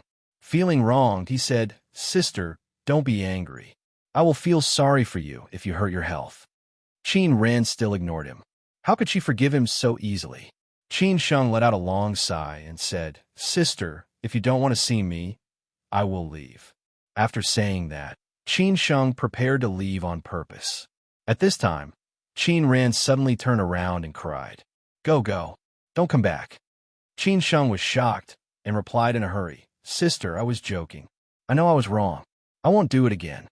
Qin Ran was really angry. Besides, Qin Sheng said such words. She was so angry that she directly raised her arm and wanted to slap Qin Sheng to vent her anger. Qin Sheng had made her wait for more than 3 years. However, when her arm was about to fall, Qin Ran was reluctant to do so. Finally, she gave up. "You said I know I was wrong," as if nothing had happened. "Do you know what we have been through in the past 3 years?" Qin Ran scolded him harshly.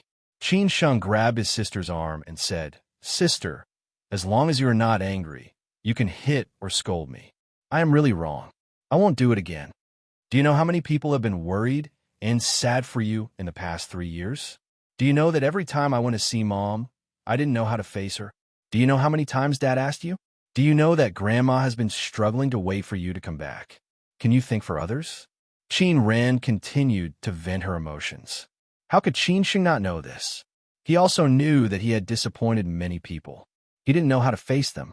Just when Qin Sheng was absent-minded, Qin Ran suddenly hugged him and said sadly, "Don't do this again, okay?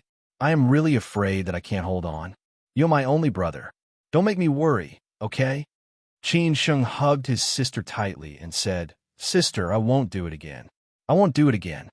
More than 10 minutes later, Qin Sheng and Qin Ran walked into the villa again. At this moment, Song Ruyu and Qin Jing were chatting happily. Qin Changxing just watched the children play. From now on, the family would be really lively. When they were outside, Qin Sheng told his sister what had happened in the past 3 years, and that Song Ryu had gone to Chengdu to find him. After hearing it, his sister sighed with emotion. It didn't occur to her that Qin Sheng had been in Sichuan for the past 3 years. However, they couldn't find Qin Sheng no matter how hard they tried. The only thing she was curious about was her aunt, who she had not met yet. It was a pity that her aunt didn't come back with her. Fortunately, she had her aunt. Otherwise, Qin Sheng would have died without a burial place. Of course, she was also very confused about why her aunt had disappeared with Qin Sheng for 3 years. After Qin Sheng and Qin Ran returned to the living room, Qin Changxing said that he was tired and went upstairs to rest. He wanted these children who hadn't seen each other for 3 years to have a good chat. After all, they had been depressed for a long time in the past 3 years. They talked until 3 o'clock in the morning, as if they had endless things to talk about. Song Ryu didn't go back that night. She directly stayed in the West Mountain villa of the Qin family. Of course, she lived with Qin Sheng. They were engaged, so others wouldn't say much. Moreover, she had waited for Qin Sheng for more than 3 years. What would others say? At night, when they were sleeping, Song Ryu was held in Qin Sheng's arms. She said lazily, "I don't know how many people you will apologize to when you come back this time. Let's see if you dare to disappear again." Qin Sheng thought about it and agreed. He had disappeared for more than 3 years and made everyone wait for him for more than 3 years. He must be very busy when he came back. He had to meet a lot of people and keep apologizing to them. It was really tiring. Other people were easy to deal with. The most important ones were the two old people. One was his grandmother, and the other was Grandpa Song. Anyway, Qin Sheng had thought it through. Even if he was beaten or scolded, he wouldn't complain. After all, it was all his fault. In the morning, Qin Sheng got up and opened the curtains to breathe in the fresh air. The air here was really not good. It was much worse than the air in the Sea of Bamboo in South Chuan. However, it was good to see the West Mountain when he opened the window. Qin Sheng didn't feel uncomfortable. He slept very comfortably, as if the 3 years were just yesterday's clouds. Song Ryu had already gotten up. She didn't have the habit of sleeping late, not to mention that she was in the Qin family. After all, they hadn't officially married, so she felt a little embarrassed. However, after she got up, she was dragged to the nearby flower market by Qin Ran and Qin Jing, who said that it was a big event for the Qin family that Qin Sheng was back. They had to redecorate the Qin family to make it look more festive. Qin Sheng went downstairs for breakfast and saw his uncle Qin Changxing exercising on the lawn outside. Lao Chong had already told him that his sister had gone out. Qin Sheng didn't ask much. Seeing Qin Sheng coming out, Qin Changxing asked casually, "How was your sleep last night? Did you get used to it?" Qin Sheng found a place to sit down and said, "Nothing. I'm not that pretentious." Qin Changxing nodded silently and said, "What's the plan today? Which one should we go to first? We're all waiting for you. I've been under more pressure than you in the past 3 years. I was almost targeted by everyone. When you meet the old lady and the old master, don't forget to say that Qin Changxing didn't let them down." Of course, Qin Sheng understood what his Uncle Qin meant. His aunt had also said that his Uncle Qin had known that it was she who had saved him. Go to see my grandmother first, then the old master, and finally Ruyu's parents. Qin Sheng made the arrangement in this way. He had thought about the sequence yesterday. Qin Changxing suggested, "I think you'd better meet your uncle and small aunt first. After that, you can decide the time to see your grandmother. The old lady's health is getting worse. If you show up so suddenly, don't let anything happen." Qin Sheng said thoughtfully, "I see." After hearing his Uncle Qin's words, he realized that his grandmother's health might be very poor. No wonder Ryu didn't want to say much when he asked her. Maybe she didn't want to put too much pressure on him. In fact, Qin Sheng could understand her. Before he left, his grandmother had been in poor health and had been living in the hospital, not to mention now. Qin Changxing continued. I've sent someone to pick up your Uncle Lin and Aunt Wang and Xin. They've been worried about you in the past 3 years. I guess they'll arrive tomorrow or the day after tomorrow. You can pick them up in person. And if you have time, go to the company to meet Mr. Ding. Thanks to him, the Qin family didn't panic at that time and was able to fight back. The most important thing is that the Qin family has been successfully transformed. No matter what, you have to bow to Mr. Ding in person and say thank you. After all, the Qin family will be yours in the future. Qin Sheng didn't know about this. It seemed that Song Ruyu didn't have time to tell him.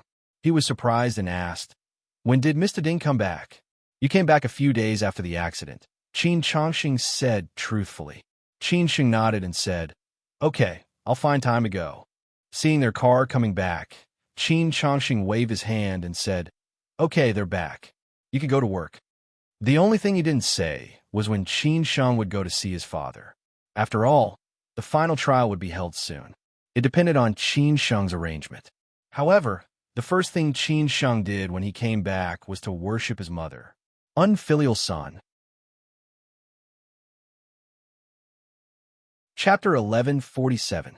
Although Qin Sheng had been away for more than 3 years, Song Ryu had visited the Qin family almost every month. Qin Changxing and Zhao Anji were like sisters to Qin Ran and Qin Jing. Everyone in the Qin family had long regarded Song Ryu as a member of the Qin family. However, every time they saw Song Ryu, they felt guilty. They always felt that the Qin family owed Song Ryu and did not know how to make it up to her. In addition, Song Ryu visited the old lady in the hospital every week, and she never missed a holiday. God's love for her had long surpassed that of all her children and grandchildren. Song Ryu had done everything she could. If Qin Sheng dared to bully Song Ryu again, the Zhu family and the Qin family would not agree to it, let alone the Song family. The flower market at the foot of the West Mountain was very big. The three beauties went shopping crazily. Women bought things like wholesale. At this time, the servants and bodyguards of the Qin family almost filled the living room with flowers and plants. Qin Sheng guessed that the Qin family was going to change a lot. Qin Ran and Qin Jing stayed at home to take care of the flowers and plants. Qin Sheng took Song Ryu to the Qin family cemetery in Huairou to worship his mother. Qin Sheng and Song Ryu didn't talk much on the way. Song Ryu received 2 or 3 calls, 2 of which were from the leaders of her unit, asking her to go back to the unit on Monday to handle the handover procedures and so on. Starting from next week, Song Ryu might go to work in a new unit. Although she would not leave Sijio City, she was transferred from the ministry to the local government, and the burden on her was getting heavier and heavier. In the future, Qin Sheng had to be respectful to this district leader. Maybe he would have to rely on this leader in the future. When the 2 cars of the Qin family arrived at the gate of the cemetery, Lao Gua, who had been guarding the cemetery for so many years, had been waiting for them for a long time. Qin Ran had called him earlier and told him that Qin Sheng was back. Lao Gua didn't know why Qin Sheng hadn't come to worship his mother for 3 years, but he could guess that something must have happened. Before the car stopped, Lao Gua walked over, trembling. As soon as Qin Sheng got out of the car, he took his hand and said, "Qin Sheng, it's really you. You're back." Looking at the white-haired Lao Gua, Qin Sheng said with emotion, "Lao Gua, I'm back." Lao Gua was really old and couldn't walk anymore. Next year, he might not be able to guard the Qin family's mausoleum anymore. At that time, the Qin family would have to find someone else to guard the mausoleum, which was not a small matter. After all, it was very difficult to find someone as dedicated and responsible as Lao Gua, although the Qin family offered him a high salary. "It's great that you're back. Your mother must be very happy to see you," Lao Gua said excitedly. Lao Gua greeted Song Ryu with a smile when he saw her. He knew that Song Ryu was Qin Sheng's fiancée. Song Ryu had often come to visit Qin Sheng's mother in the past 3 years, sometimes with other members of the Qin family, and sometimes alone. "Come forward." Lao Gua chatted with Qin Sheng and Song Ryu as they walked. Chang Baji and the others followed them until they were close to Qin Sheng's mother's grave. Lao Gua stopped and asked Qin Sheng and Song Ryu to take the things there. In front of his mother's grave, Qin Sheng didn't talk as much as he used to. He just said with guilt, Mom, I'm back to see you. I'm sorry for making you worry about me in the past 3 years. I won't let you worry anymore. Song Ryu also said with a serious face, Auntie, I didn't let you down. I brought Qin Sheng back. Qin Sheng and Song Ryu chatted with their mother as they burned the joss paper. When the joss paper was burned, they kowtowed 3 times and then led Chong Baji and the others to clean up the weeds around the grave. Although Laog would clean up the weeds every week, this time it was Qin Sheng, so it was different. After returning from Huairou, Qin Sheng and Song Ryu didn't stay idle. They directly went to a private room in a tea house in Xiqing district, which was close to the general hospital where the old lady lived. It was not a luxurious place, but it was close to the hospital.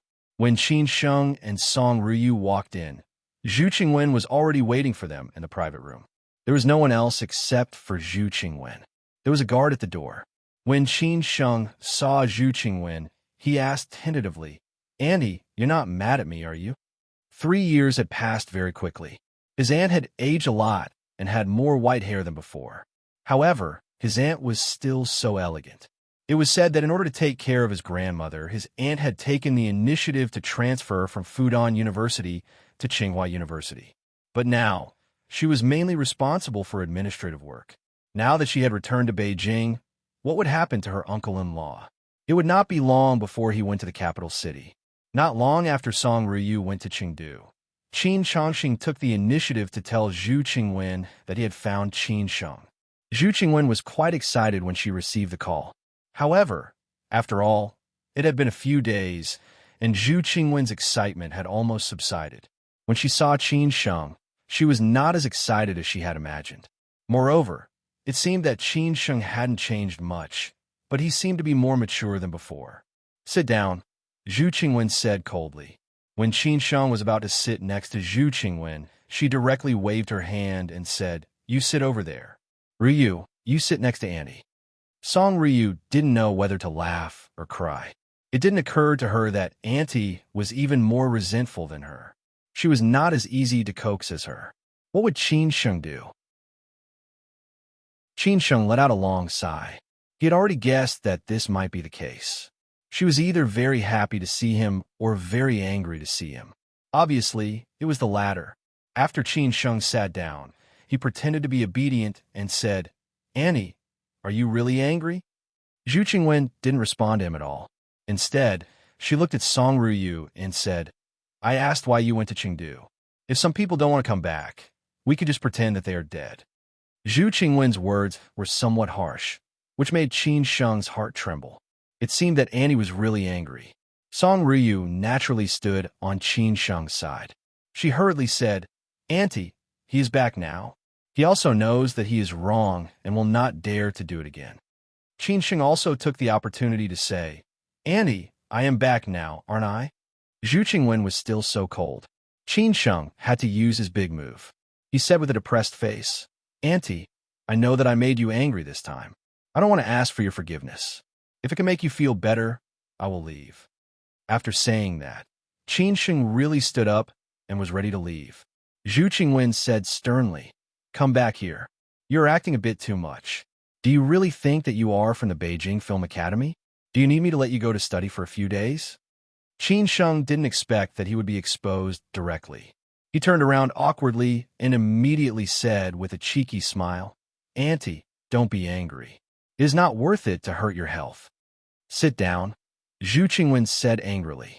Qin Sheng hurriedly sat down. Today he would definitely not go west if Auntie asked him to go west, nor would he go east if she asked him to go west. You still have the face to come back. Do you know how worried we were? Actually, it doesn't matter to us. But your grandmother is so old. Even if you don't care about our feelings, can you take her seriously? Do you know how much she misses you? Zhu Qingwen reprimanded Qin Sheng in a harsh tone. Qin Sheng said guiltily, Auntie, I know. If I have to choose again, I will never make such a mistake again. When I see grandmother, I will kneel at the door for a few hours. When she calms down, I will go in. There was nothing wrong with Qin Sheng's attitude, but Zhu Qingwen still said, Do you think that you can see your grandmother whenever you want to? Grandmother doesn't want to see me? Qin Sheng frowned and said. Zhu Qingwen shook her head and replied, she still doesn't know that you are back." Qin Sheng was confused and said, "Andy, what do you mean? Your grandmother can't take it anymore." When she said this, Zhu Qingwen was very sad but also helpless to reply. Qin Sheng was instantly stunned. He didn't expect that Annie would mean this. He finally understood why Big Uncle wanted him to see Uncle and Annie. It turned out that his grandmother could not take it anymore, so he asked for their opinion. At this moment, Qin Sheng felt even more guilty because he knew that he must have played a part in this. If it were not for him, perhaps his grandmother could live for a few more years. Qin Sheng didn't know what to do at the moment. Chapter 1148. Zhu Qingwen was almost 60 years old. Although she had experienced the joys and sorrows of life and death, she tried her best to tell Qin Sheng the news in a calm tone. But she was her biological mother after all. Although she was over 90 years old and had reached the end of her life, Zhu Qingwen still found it hard to accept that she had to face this moment. Humans are like this. Everyone knows the truth, and we use it to comfort others. But only when it happens to us will we understand the feeling. After hearing the news, Qin Sheng's mood instantly fell to the bottom. He didn't expect to hear this news as soon as he came back. How could he face his grandmother? "Auntie, I'm sorry. I was wrong. It's all my fault. I made Grandma's condition worse." Qin Sheng murmured with his head lowered in self-blame. Zhu Qingwen was no longer angry at Qin Sheng. She was just a little resentful. When she heard that Qin Sheng was back, she was very happy. Zhu Qingwen patted Qin Sheng's shoulder gently and said, "Sheng-er, it has nothing to do with you. The doctor said that the old lady's body was weak. It's already a miracle that she could hold on until now. Or maybe it's because of your disappearance that the old lady has been holding on until now. She's waiting for you to come back." Zhu Qingwen and the rest of the Zhu family didn't blame Qin Sheng. The old lady had reached the end of her life 3 years ago. If Qin Sheng hadn't gone missing again, the old lady might have left them that year. After Qin Sheng went missing, the old lady had been hanging on with her last breath, waiting for him to come back. So this matter had nothing to do with Qin Sheng. "Auntie," Qin Sheng said shakily. Zhu Qingwen shook her head and said, "So, it's not that we don't want you to see the old lady. It's just that the old lady's body really can't bear the torment. We're all afraid that after seeing you, she'll die. So you have to understand us." Qin Sheng felt an inexplicable pain in his heart, but he still said firmly, "Auntie, I understand." Zhu Qingwen continued, "All right, you haven't seen the old master yet, right? Then accompany Ruyu to see him. This time you've really done wrong. No matter what the old master or others say about you, you have to bear it, because Ryu has suffered more than you in the past 3 years. Do you understand?" Qin Sheng nodded heavily and said, "I understand." However, Qin Sheng quickly asked, "Where's my uncle? Didn't he come today?" Zhu Qingwen laughed and said, "If your uncle were here, would we be sitting here chatting? He won't be in Beijing recently and will only be back next week. But what I said just now is what he wanted to tell you." Qin Sheng nodded silently. After a moment of hesitation, he asked, "Auntie, could I peek at Grandma through the window when she's sleeping?" Zhu Qingwen thought for a while and said, "Let's wait until tonight. I will tell the hospital." With his aunt's words, Qin Sheng was completely relieved. Even though he could not meet his grandmother, it seemed that it was enough to see her from afar. After coming out of the tea house, Qin Sheng directly went back to the Sihiyuan of the Qin family to get his things. He couldn't go to visit the old master empty-handed. The gift might not be enough, but the person's what was more important. If he took something and showed a better attitude, the old master might scold him less severely. After all, no one would hit a smiling person. Song Ryu had informed the Song family, which caused a great disturbance in the Song family. Everyone thought that the Qin family and the Zhu family were deceiving the Song family. Unexpectedly, Qin Sheng came back alive. Everyone in the family was happy and angry at the same time. They were happy that Qin Sheng did not die. Ruyu's 3 years of waiting had been worth it. She no longer had to listen to those mean words behind her back. The two children had experienced so many setbacks, and they had finally achieved the right result. The reason for her anger was very simple. What on earth had he been doing in the past 3 years? Why hadn't he come back earlier? He had made Ryu wait for 3 whole years. Did he know how much Ryu had suffered for him? Song Ryu had not returned to the Song family since she returned to Beijing yesterday afternoon. She had been staying with Qin Sheng. She had long regarded herself as the daughter-in-law of the Qin family, and so did everyone in the Song family. When Qin Sheng and Song Ryu arrived at the Sihiyuan of the Song family, Old Master Song and the rest of the Song family were already waiting for them. However, there were only Old Master Song and Song Ryu's parents. The last one was Song Husheng. This brother-in-law, who had caused so much trouble for Qin Sheng in the past, obviously would not let Qin Sheng off this time. Qin Sheng had made his beloved sister suffer so much. Back then, Qin Sheng and Song Husheng had almost fallen out because of this marriage. They had even fought fiercely. Qin Sheng had thrown Song Husheng into the swimming pool in front of everyone, which could be said to have made Song Husheng lose face. After that, Song Husheng had been grounded by Old Master Song. Since then, Qin Sheng had never seen Song Husheng again. When Chang Baji parked the car at the gate of the Song family Sihiyuan, Qin Sheng saw a man in a polo shirt standing at the gate before he got out of the car. At this moment, the man was staring at their car with a gloomy face. Although they had not seen each other for more than 3 years, Qin Sheng still recognized him instantly. Song Husheng. As expected, he had been waiting for him. Of course, Song Husheng had been waiting for Qin Sheng. Otherwise, how could he have come back directly from the unit? After all, he was now a leader at the level of a ministry, department, or bureau. He was very busy every day. How could he be idle and stand at the gate to enjoy the wind? When Qin Sheng had an accident, it could be said that it had caused a great disturbance in Suzhou City. This disturbance had lasted for 3 years. Qin Sheng, who was not there, certainly did not know how many people's lives had been changed by this disturbance. But Song Husheng, who had witnessed and experienced this disturbance, still had a lingering fear. For example, he had been affected. Originally, according to the Song family's plan for his official career, he should have been transferred from the ministry to a prefecture-level city in the south as a deputy mayor. Normally, it would not take long for him to become a regular official. This year, if there was no accident, he should have been the secretary of the municipal party committee. But now he was still in the ministry. If he went out now, he could only be the mayor. If he wanted to be the secretary, he would have to spend more time. For no reason, he was a step slower than others. He had been affected by the Song family, who was behind him. What about the others? At that time, countless families and big shots had taken action. The Song family, the Zhu family, and the Qin family had all fought in close combat in exchange for this not bad result.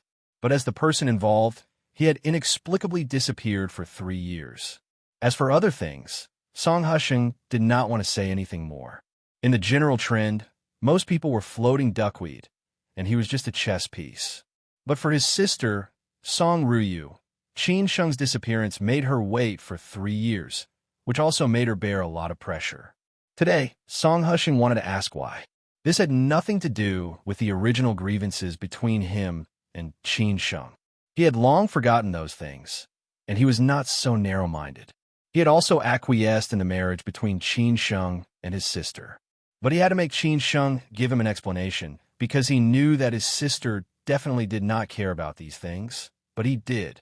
Qin Sheng slowly got out of the car and faced Song Husheng. He had not seen his brother-in-law for 3 years, and it seemed that he had matured a lot. His aura was also much stronger than before. It was estimated that he must have been promoted. At this time, Song Husheng also got out of the car. He stared at Qin Sheng, trying to suppress him with his aura. Qin Sheng said in a low voice, "Today, if you want to fight, I will not fight back." Song Ryu also got out of the car. She was most afraid that Qin Sheng would have a conflict with her brother, Song Husheng. She hurriedly ran over and stopped Song Husheng. "Brother." Qin Sheng gently pulled Song Ryu away and signaled her with his eyes to not care about anything. Today, it was only between him and Song Husheng, and he would not resist whatever Song Husheng wanted to do. Of course, Song Husheng knew that his sister would stop him. He laughed at himself and said, "I am not violent, and I don't want to beat you. I just want to ask why, on behalf of the Song family and Ryu. Why did you disappear for 3 years? Qin Sheng let out a long sigh and said, I also want to know why. When I found out that I was Qin Sheng, it was already 3 years later. Song Husheng did not know what Qin Sheng had experienced in the past 3 years, and Song Ryu had not had time to tell him. Therefore, when he heard this answer, he was stunned and did not know what it meant. Then he looked at Song Ryu. Song Ryu explained, Brother, I will tell you later. Don't make things difficult for Qin Sheng today. Song Husheng shook his head and sighed helplessly. Just now, he had been very aggressive and wanted to ask why. But seeing his sister like this, he could not bear to do so.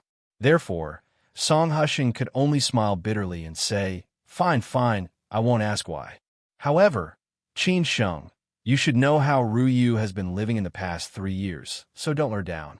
If I find out that you have wronged her, I will never let you go, Song Husheng said immediately after that. That's it? Qin Sheng was very surprised. He did not expect that his brother-in-law would be so generous this time. He had been ready to be beaten, but Song Husheng did not even scold him. Was this still the old Song Husheng? Moreover, it seemed that Song Husheng had agreed to let him and Ryu be together. 3 years ago, Song Husheng would rather die than agree to this marriage. He had even tried to obstruct them, causing both sides to shed all pretenses of cordiality and fight. Was there any conspiracy? However, no matter what, Qin Sheng should thank Song Husheng. Everything he had done was for Song Ryu. Therefore, Qin Sheng said firmly, Don't worry, you won't have a chance. Chapter 1149. Qin Sheng had nothing to say about Song Husheng's behavior today. He didn't know what his brother-in-law had experienced in the past 3 years. Maybe he had become more mature, or maybe he had let him go this time for Song Ryu's sake. If it had been the Song Husheng from 3 years ago, he and his brother-in-law would have been killed today in front of the Sehyuan of the Song family. No one could have stopped Song Husheng. Even if they had been scolded and punished by the Song family, they would have accepted it. Qin Sheng definitely wouldn't fight back. After all, he was in the wrong and had no confidence. Anyone would be angry if it had happened to him. It would have been fine if Song Ryu hadn't waited for 3 years. However, she had waited for 3 years. What else did Qin Sheng want? That was why Zhu Qingwen had warned Qin Sheng like that. Qin Sheng had been mentally prepared. Was Song Husheng really not angry? Of course he was, but that was in the past. If he had seen Qin Sheng, he would have wanted to kill him. However, 3 years had passed. He didn't expect that Ryu could really wait for 3 years. He used to think that he could stop this marriage as long as he worked hard. However, Qin Sheng had disappeared and Ryu was still waiting. What else could he do? Therefore, seeing his sister's aggrieved look, how could Song Husheng not feel distressed? Therefore, he hoped that Qin Sheng would come back earlier. This time, he didn't stop him. When he knew that Qin Sheng was back, Song Husheng's first reaction was to heave a sigh of relief, because Ryu finally didn't have to wait anymore. But then he wanted to question Qin Sheng face to face and give Ryu an explanation. However, at this moment, Song Husheng felt that it didn't matter anymore. As long as Ryu was happy in this life, he would know what to do as long as Qin Sheng didn't have a bad conscience. Moreover, he didn't need to care about anything now. If Qin Sheng dared to do anything wrong, the elders of the Song family wouldn't agree. Hearing Qin Sheng's answer, Song Husheng was finally satisfied. He said calmly, Go in. Qin Sheng didn't know what to say. He just smiled and patted Song Husheng's shoulder. Time could really solve everything. He and his brother-in-law met again in this way. Song Ryu didn't know that her brother would come today. When she saw him, she was a little worried. She didn't expect that her brother would be so generous today. Song Ryu said sincerely, Brother, thank you. Song Husheng chuckled and said, As long as you are happy. Song Rooking held Qin Sheng's arm, and they walked into the Sehyuan of the Song family unhurriedly. No matter what had happened, it was undeniable that they were the perfect couple. No wonder so many people in Sijio City envied them and hoped that they would part on bad terms. Therefore, when Qin Sheng came back this time, It was estimated that he would ask many people to pay 100,000 taels of silver again. Who knew? Who was still thinking about Song Ryu? The Song family was still the same Song family. Nothing much had changed. There were just some more flowers and plants in the Sihiyuan. Old Master Song had been hospitalized 3 years ago and had not had any problems in the past 2 years. Others said that this trend would continue. At this rate, Old Master Song will be able to live for a few more years. As for the other members of the Song family, almost all the second generation of the Song family had retired and enjoyed their old age. Of course, those who worked part-time in society were not included. The second generation of the Song family was not very bright. In contrast, the third generation of the Song family was full of hope, especially Song Ryu and Song Hushing. In the past, others had high hopes for Song Hushing and thought that he would have a bright future. However, when Song Ryu suddenly entered the Central Committee 3 years ago, everyone realized that Song Ryu was the real star of the Song family. Looking at the familiar environment, Qin Sheng felt that nothing had changed. When he and Song Ryu arrived at the main hall of the Sihiyuan, Song Ryu's parents had been waiting for a long time. When they heard the news that Qin Sheng had come back, they didn't react for a while. After all, 3 years had passed. It was really hard for them to accept his sudden return. Therefore, they didn't believe the news. It was not until they saw Qin Sheng at this moment that they really believed that Qin Sheng had come back. As her parents, they knew better than anyone else how Ryu had been through these 3 years. After all, Ryu was already over 30 years old. God knew how many people were gossiping about her outside. To a woman, this was the greatest harm. Ryu's parents did not know how to respond to Qin Sheng. Although it was just an engagement and they were not really married yet, Qin Sheng had already changed his words at the engagement party. Although 3 years had passed, the fact had not changed.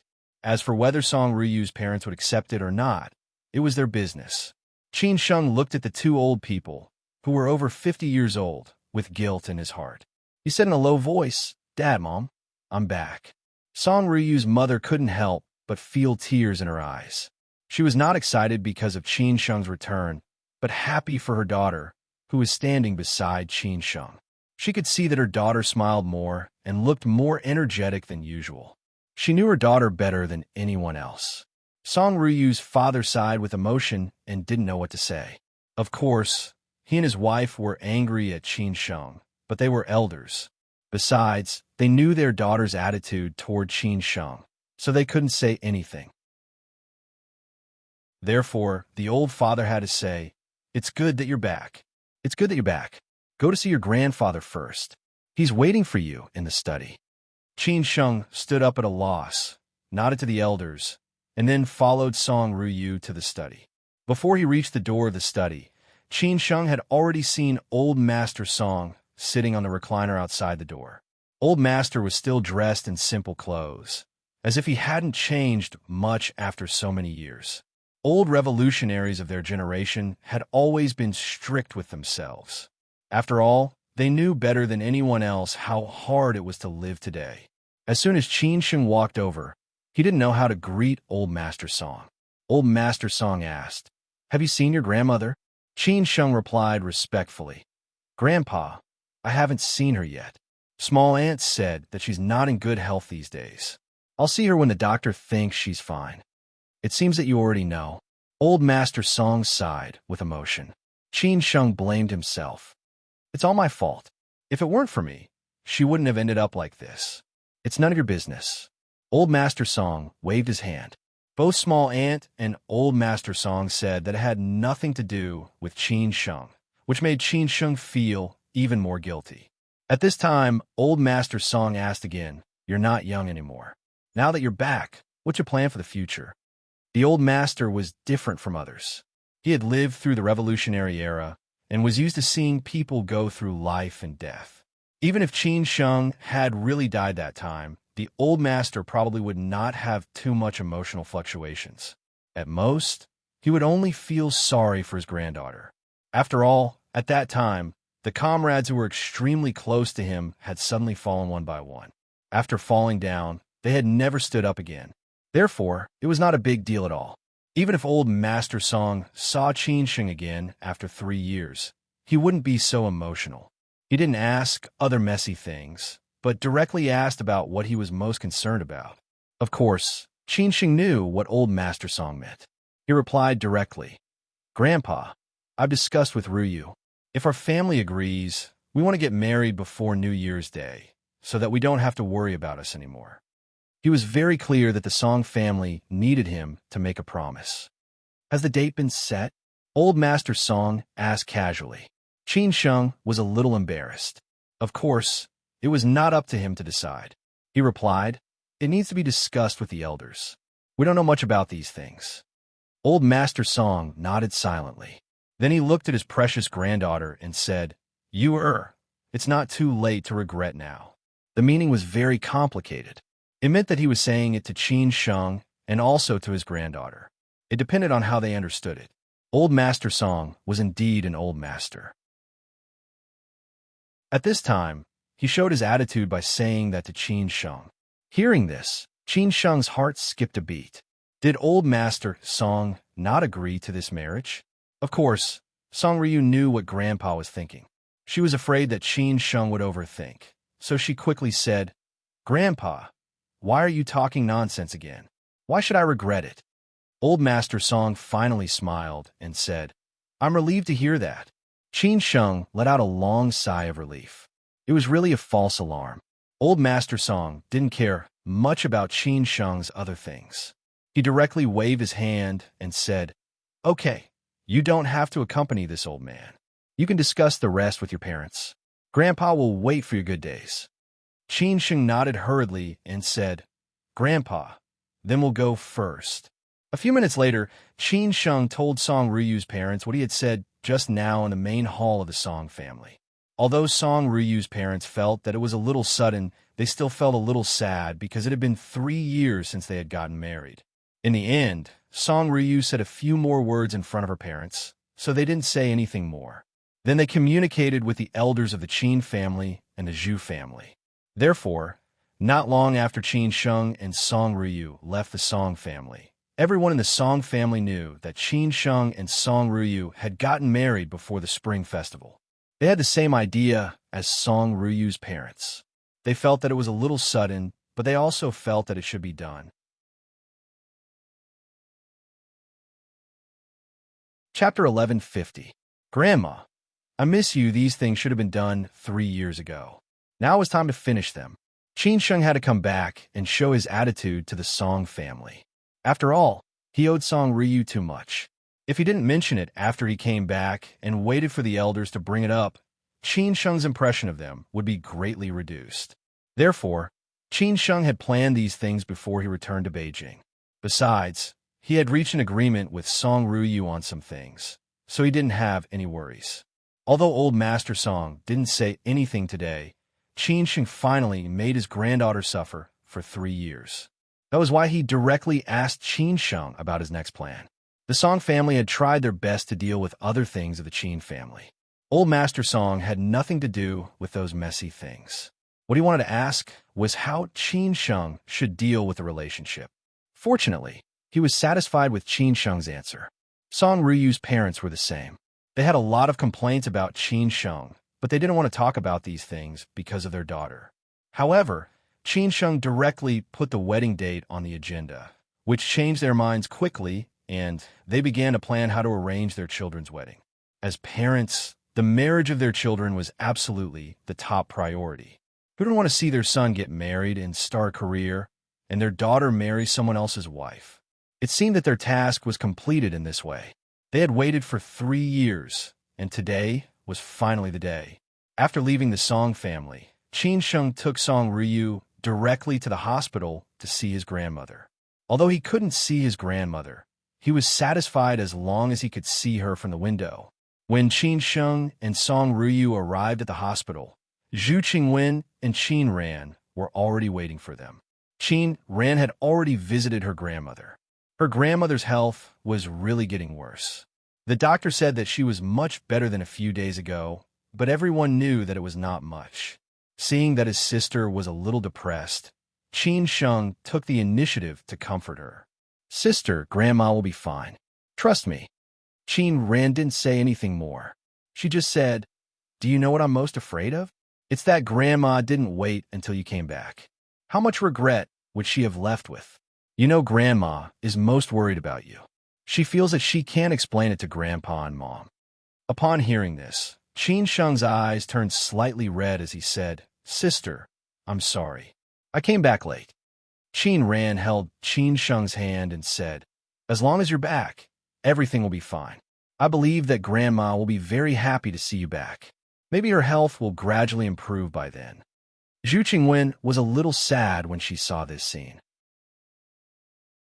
The old lady was worried about this pair of children, but she was also the one who worried her the most. Qin Ran had no intention of getting married so far. It seemed that she planned to stay like this. The old lady couldn't say anything. Although she hoped that this granddaughter would find someone she liked, she didn't want her to make do casually.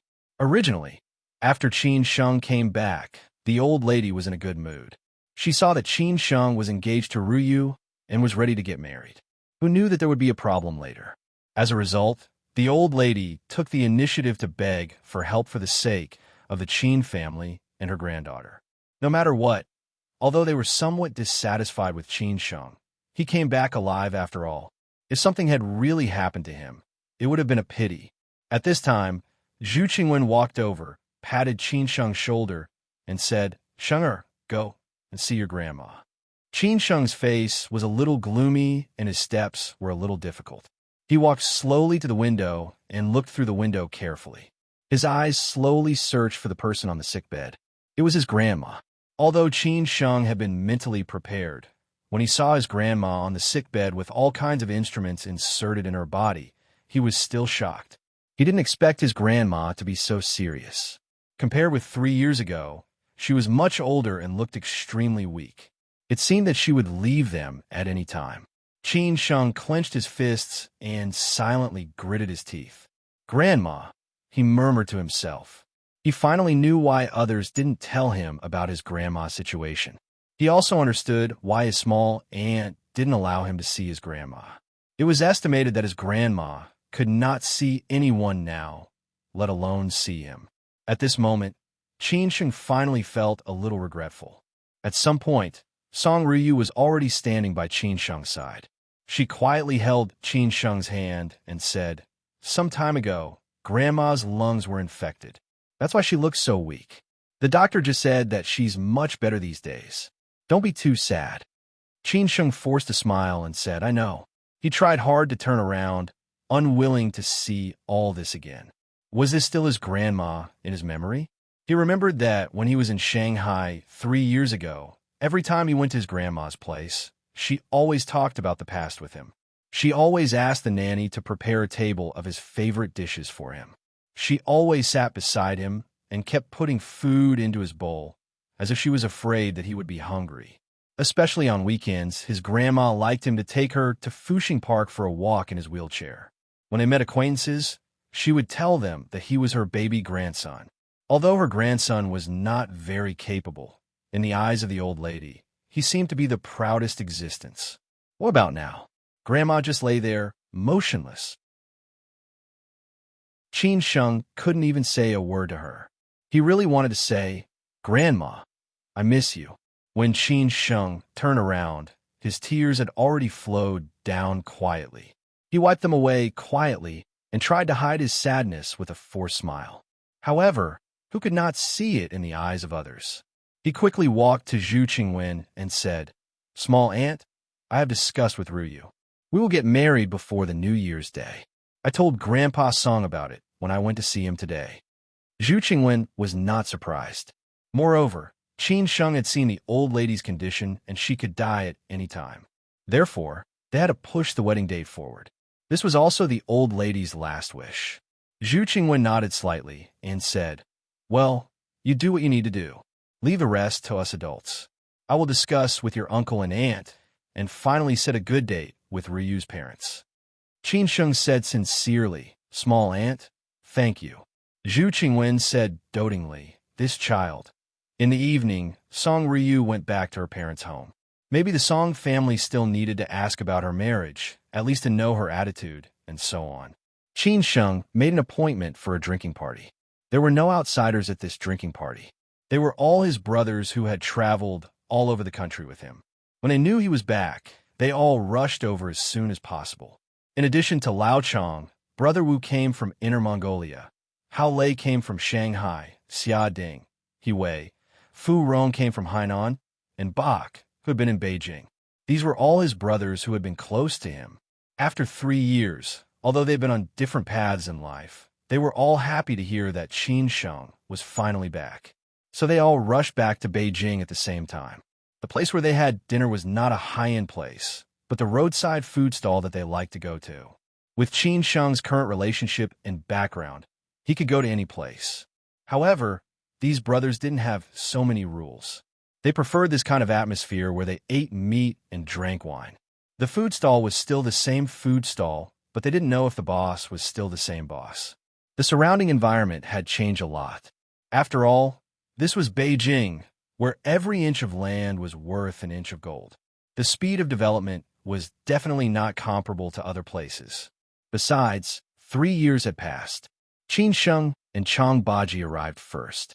As soon as they arrived, Qin Sheng found that the boss was still the same boss, but he didn't know if the boss still knew him, a regular customer. He remembered that he had met a middle-aged man here. He wanted to comfort the man, but after hearing the man's story, he felt that he was not qualified to comfort others. However, to his surprise, the man was not defeated by life. He said he would go back to his hometown and start over, and one day he would fight his way back to Beijing. At that time, Qin Sheng also said that he would buy him a drink when he fought his way back to Beijing. He didn't know how the man was doing now. After Qin Sheng and Chang Baji got out of the car, the boss, who always liked to sit on the recliner at the door and play with his mobile phone, was stunned for a moment. Then he quickly got up and ran over to greet Qin Sheng and Chang Baji. When the boss walked over, Qin Sheng chuckled and said, "Boss, do you still recognize me?" The boss was surprised and said, "If you hadn't come here in a luxury car, I wouldn't have dared to recognize you. I didn't expect it to be you. I haven't seen you for 2 or 3 years. Brother, what have you been busy with?" Qin Sheng didn't expect that the boss could still recognize him. He smiled and gave the boss a cigarette. He explained casually, "I have been abroad for a few years. Didn't I just come back to your place? Well, because of your words, tonight's dinner is on me. Eat and drink as much as you want," the boss said generously. After all, he could stay here for so long, not only because of the taste, but also because of the repeat customers. Qin Sheng smiled and shook his head. "You don't have to say that. Help us put together a big table. We have more people. When we are not busy, we can have a drink or two." "Okay, I will listen to you," the boss said happily. He quickly called the waiter over. How could he not know this young man in front of him? In the past, he had been here many times. Every time he came, he was sent off by a luxury car and protected by bodyguards. Several times, the people who had dinner with him were beautiful and elegant. How could he not remember them? Especially once when he had a fight with the next table, the other party directly stood up and left. In an instant, a few bodyguards came out and knocked down the drunkards next door. The most important thing was that the people next door were local bullies. In the end, they all gave up and did not dare to come again for a long time. So when he saw Qin Sheng coming out of the Maybach, he immediately recognized him. The boss put together a big table quickly and gave some snacks, fruit plates, and cold dishes to Qin Sheng first. Qin Sheng and Chang Baji drank tea and chatted, not in a hurry. About 10 minutes later, 3 luxury cars suddenly appeared at the entrance of the food stall. 2 of them were Rolls-Royce Cullinan, and the last one was the standard Big G of the scumbag. This was really domineering, more imposing than the one who drove the Maybach just now. Just when they were curious about the identity of these people, only the boss knew who these big bosses were looking for. It had been 5 or 6 years since he started his business. Only this man named Qin Sheng had this ability.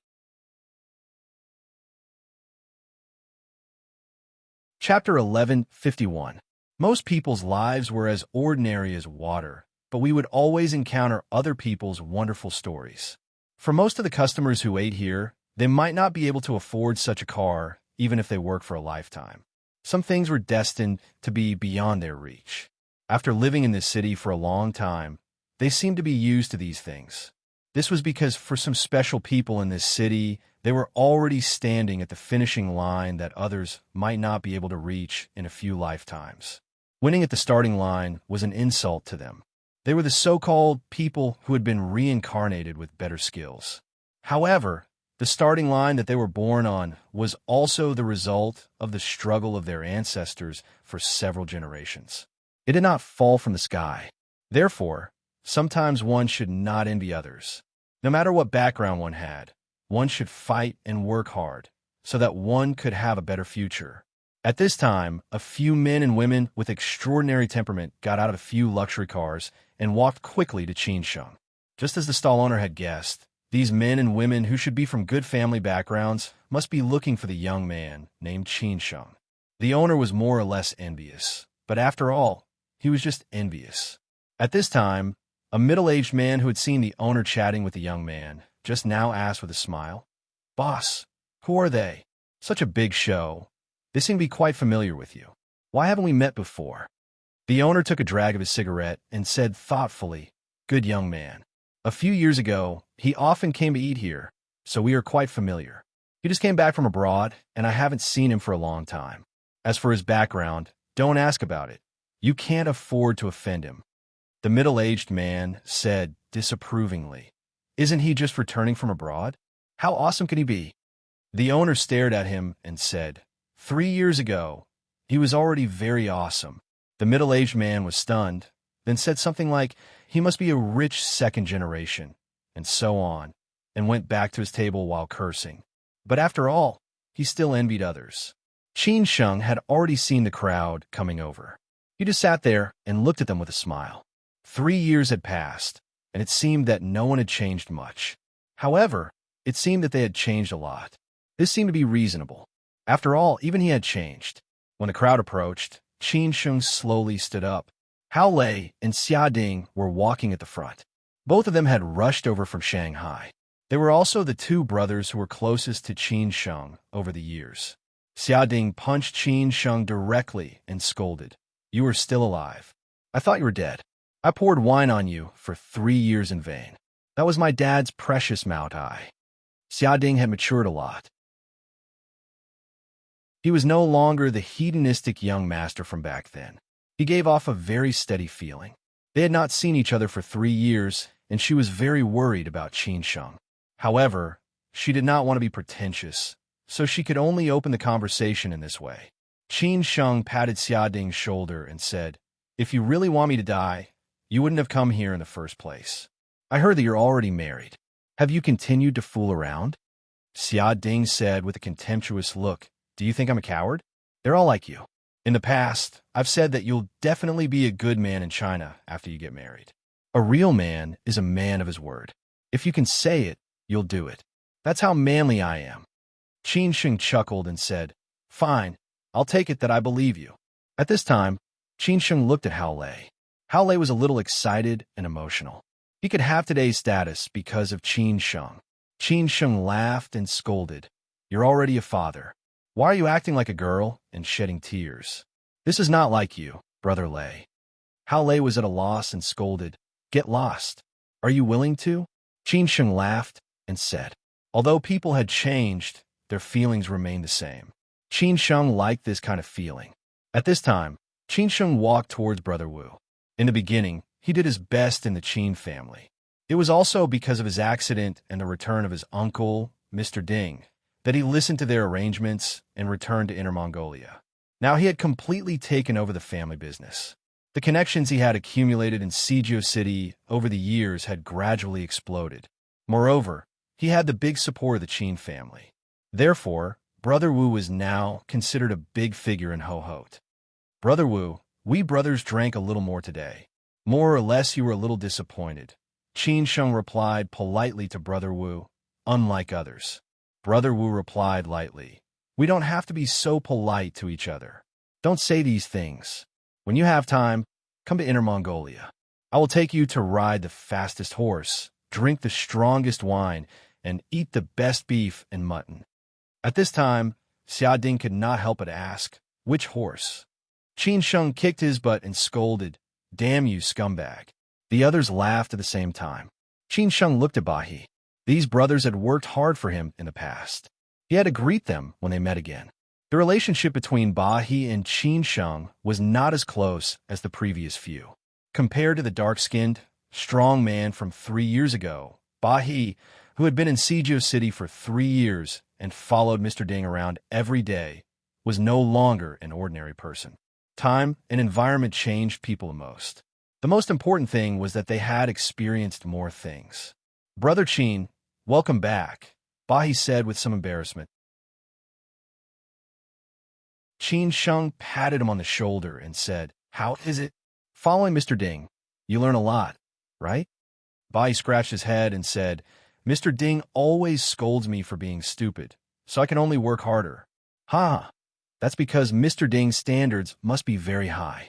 Qin Sheng could imagine how Bahi behaved in front of Mr. Ding. Bahi smiled bitterly. The news of Qin Sheng's return had spread like wildfire. Mr. Ding was already waiting for him. After all, Qin Sheng was the heir of the Qin family. Of course, Mr. Ding also knew that Qin Sheng was busy, so he did not take the initiative to disturb Qin Sheng. Finally, Qin Sheng faced Fu Rong and He Wei. Although he had borrowed these two from old Master He, they got along well with this group of people.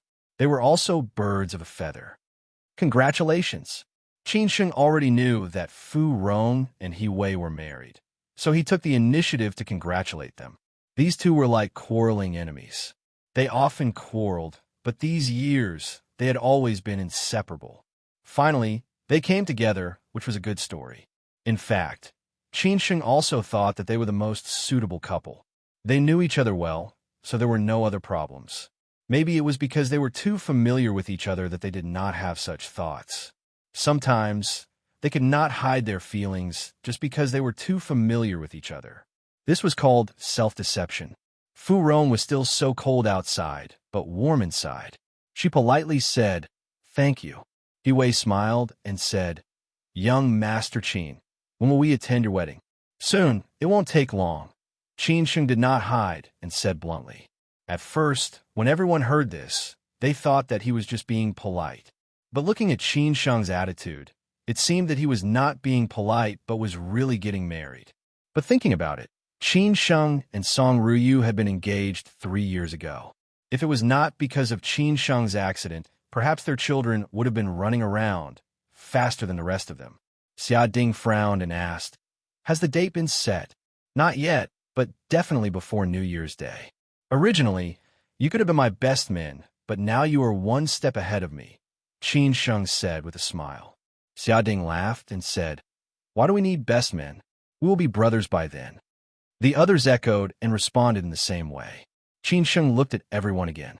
He still remembered how they were when he first met them. Now, they were all married and had their own careers. Humans were like this. Most people did things according to their age. Most people could not escape this rule, but why did they have to? Everyone is here. Let's not talk about other things. It's all in the wine, Qin Sheng said with a sigh. All in the wine. That's right. Let's not go home until we are drunk tonight. Let's drink 3 bottles first. Everyone said one after another. No one was afraid. It was destined that they would not go home until they were drunk tonight. Qin Sheng also needed such a drinking party to announce his return. In the past 3 years, Qin Sheng had never drunk to his heart's content. The main reason was that his aunt was strict with him in the past 3 years. She almost did not let him drink, and only turned a blind eye to it later. Strictly speaking, he had only really drunk when he drank for Gu Xining in the bar that night in Chengdu. The wine was good, but it depended on who he was drinking with. Tonight was different. These were all his brothers who he had known for many years.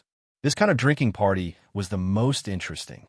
That night, Qin Sheng was really drunk.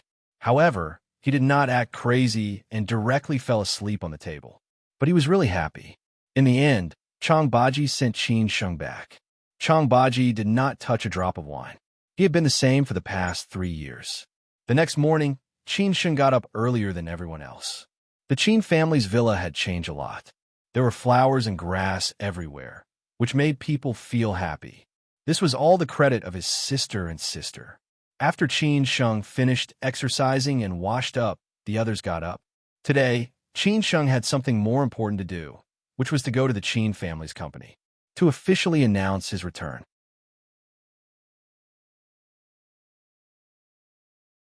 Chapter 1152. Inside the restaurant, Qin Chongqing was sitting in the main seat. He was the pillar of the Qin family now. After Qin Chang'an went to prison, he had withstood the storm of the outside world. Zhao Anji had not returned from Tsingtao. Gong Sun retired after Qin Chongqing and Mr. Ding came back. Now, he lived a secluded life in the mountains at Lake Tai in Wuxi. He would not show up in person unless there was something important. Of course, he still controlled behind the scenes. However, after hearing that Qin Sheng was back, Gong Sun was quite excited. He would return to Beijing from Lake Tai in 2 days. Besides Qin Chongqing, there were only 3 Qin siblings in the restaurant. Qin Ran and Qin Jing were in the investment company under the Qin family, mainly in charge of PE or VC investment. They were no longer involved in the main business of the Qin family and handed it over to Mr. Ding and the senior management team. Besides, this was what they were good at, and it would make their lives easier.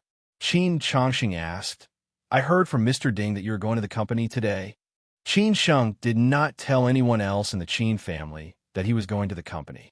It must have been Bach who went back and told Mr. Ding. Then, Mr. Ding must have discussed something with his uncle. Yesterday, he had heard a piece of good news that he had actually managed to catch up to Nangong. This was definitely a surprise to Qin Sheng. He did not expect He to be able to take down Nangong, who had an explosive temper. He really did not know how many times he had been beaten up by Nangong. After all, Nangong was the adopted daughter of the old man, and also Qin Sheng's sister. Although this sister had beaten Qin Sheng a lot, if they really got married in the future, then Bach would also be considered as a member of the Qin family. No wonder Mr. Ding would train Bach as half a disciple. Although he was only Mr. Ding's assistant, his status in the Qin family was not low now. Moreover, Mr. Ding gradually let him take charge. "I will go in a while." Qin Sheng did not deny it. Qin Chongqing said lightly, "Don't be so anxious. The company is now on the right track. With Mr. Ding in charge, we don't have to worry too much. You should be busy with other things first. I heard from your small aunt that you and Ryu have discussed getting married. This is your next big thing." Qin Sheng said with a smile, "I am just going to have a look. I have no other ideas. It is reasonable." "Up to you," Qin Chongqing said in a low voice. Qin Sheng's future was the Qin family's future. Qin Chongqing would not interfere with Qin Sheng's affairs too much. Moreover, Qin Sheng already had the ability to stand on his own. Whatever he wanted to do, Qin Chongqing would let him do it. The elders only needed to support him silently from behind. Qin Ran said, "Do you need me to go with you?" "Sister, I'm not a 3-year-old anymore," Qin Sheng said half-jokingly. Qin Ran said impatiently, "Are you sure you're not a 3-year-old? If you weren't a child, why would you always do something wrong?" Qin Sheng did not know whether to laugh or cry as he said, "Sister, you are here again." Of course, this was all a joke. The family atmosphere should be like this. This was also the most comfortable way to get along. The Qin family had been deserted in recent years.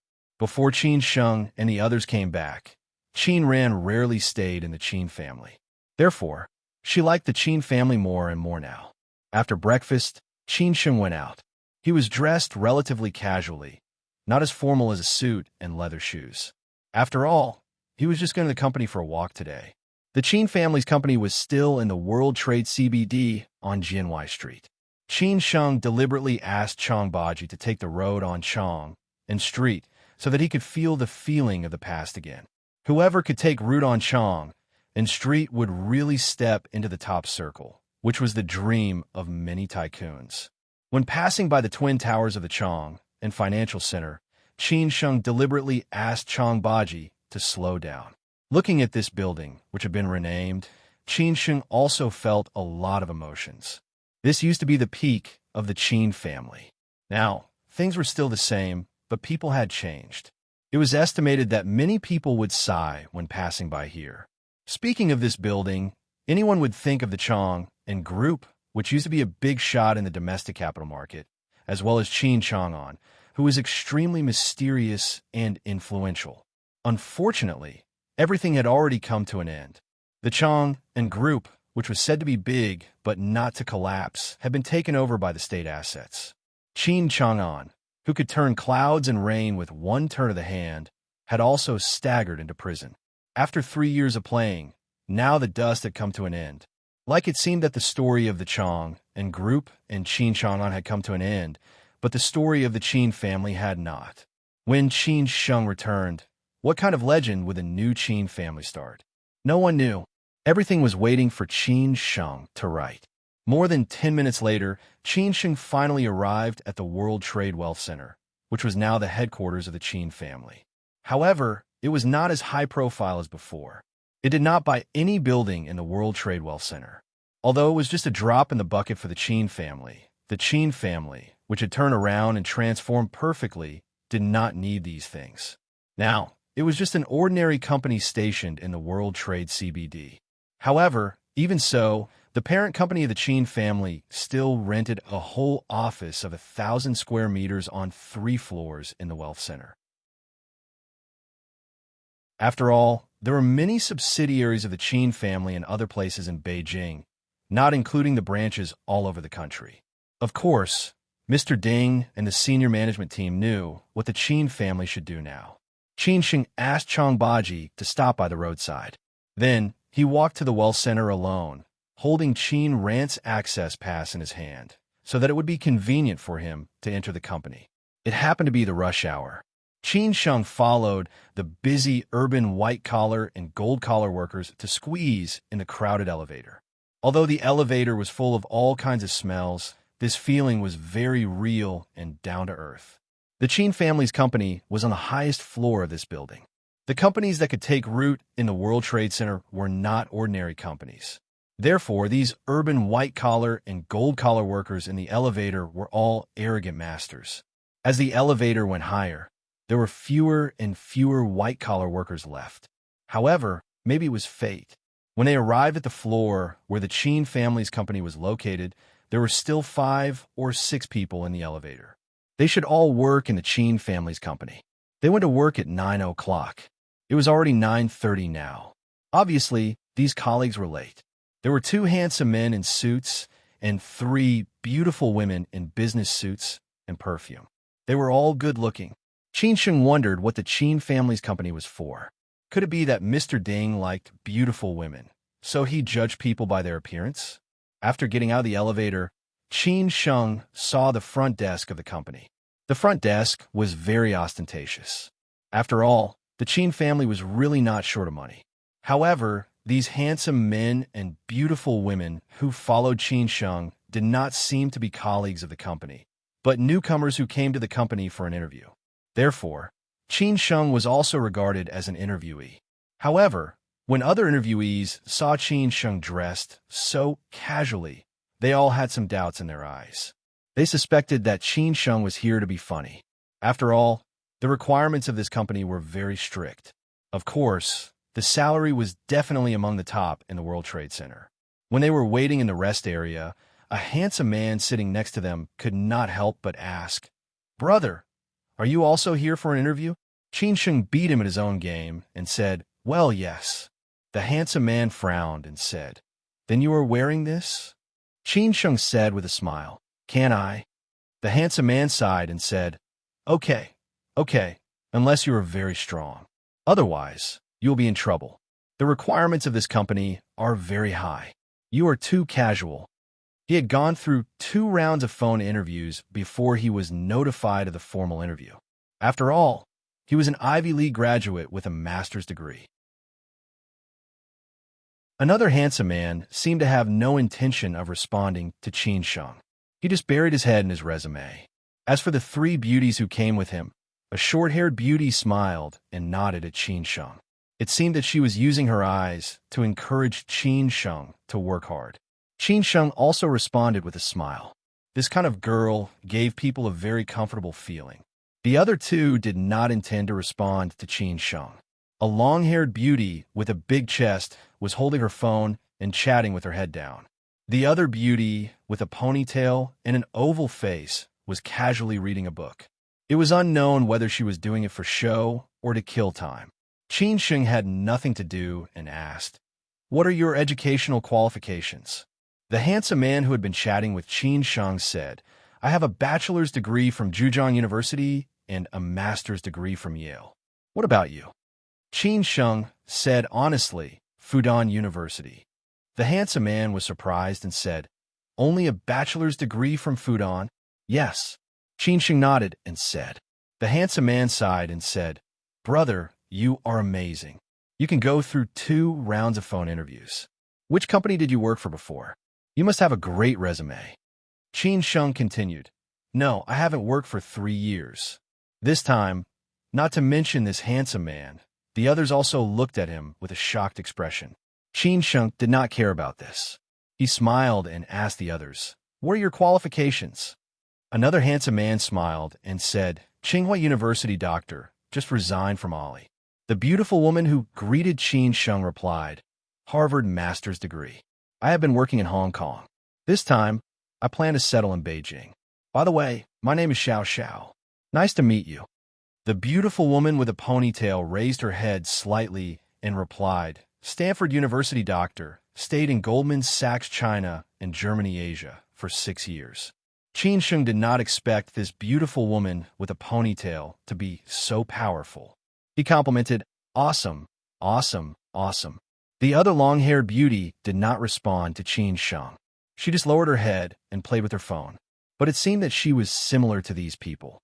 Qin Sheng did not expect these people to be real elites. Was the Qin family's company so demanding? If he was not Qin Sheng, he probably would not be qualified to come here for an interview. At this time, a person in charge of the administrative department came to inform them to go to the conference room for an interview. Qin Sheng followed the crowd and went there slowly. At the same time, he quietly looked at the working environment inside the company. He found that everyone was working very seriously, but the atmosphere seemed a little too serious.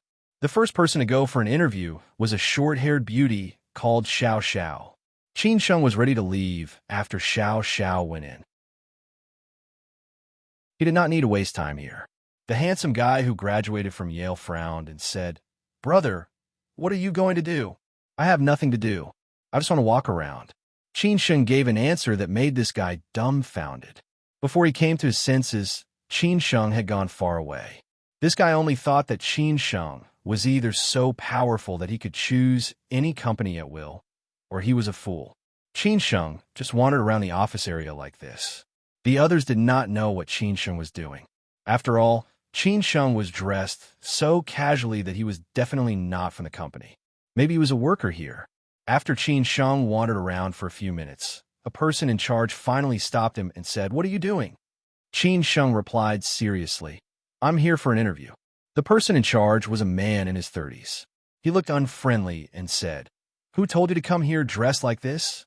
Who told you to wander around here? Is this the place where you stay? What do you think this place is? What's your name? I will inform the personnel department that you don't need to go for an interview. You can leave now." Qin Sheng frowned slightly. He did not know how to cover up this lie. After all, what the person said was not wrong. Which interviewer was as stupid as him? At this time, Qin Sheng's savior finally appeared. That was Bahi. Bahi called Chang Baji to ask when Qin Sheng would arrive at the company. Mr. Ding was already waiting for him at the company. However, Chang Baji told Bahi that Qin Sheng had already arrived at the company. Bahi immediately knew what was going on. He quickly went upstairs and downstairs to look for Qin Sheng. Finally, he found Qin Sheng's trace in the surveillance camera and quickly ran over. When the person in charge saw Ba, he hurriedly greeted, "Assistant Ba, why are you here?" Ba nodded to the person in charge casually and looked at Qin Sheng. "Why are you here?" The person in charge did not know why Assistant Ba came downstairs.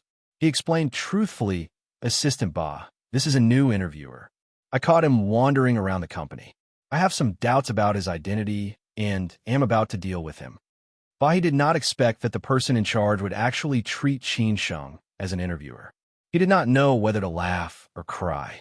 He had to explain casually, "You go do your own thing. I will deal with it. How can I trouble you with such a small matter?" The person in charge was very puzzled. Bahi did not say much. He just said, "Go do your own thing." The person in charge glanced at Qin Sheng and felt that something was wrong. In the end, he could only leave in confusion, until he saw this interviewer at the end of the corridor, casually patting Assistant Ba's shoulder, and Assistant Ba responded with a smile. He was so shocked that his jaw almost dropped. Who was this guy? No matter how stupid he was, he could guess that this guy was not here for an interview. Ba was about to take Qin Sheng upstairs to see Mr. Ding. Qin Sheng chuckled and said, "Don't worry. I just saw a few people coming for an interview. I feel that they are quite good. I want to know more about them." Ba was a little puzzled. He did not know what Qin Sheng was doing. Before he could figure it out, Qin Sheng asked him to change to another conference room for the interview.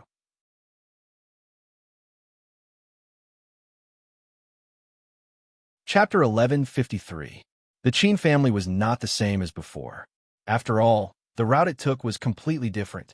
The Chang and group and the Qin family were indeed too high profile.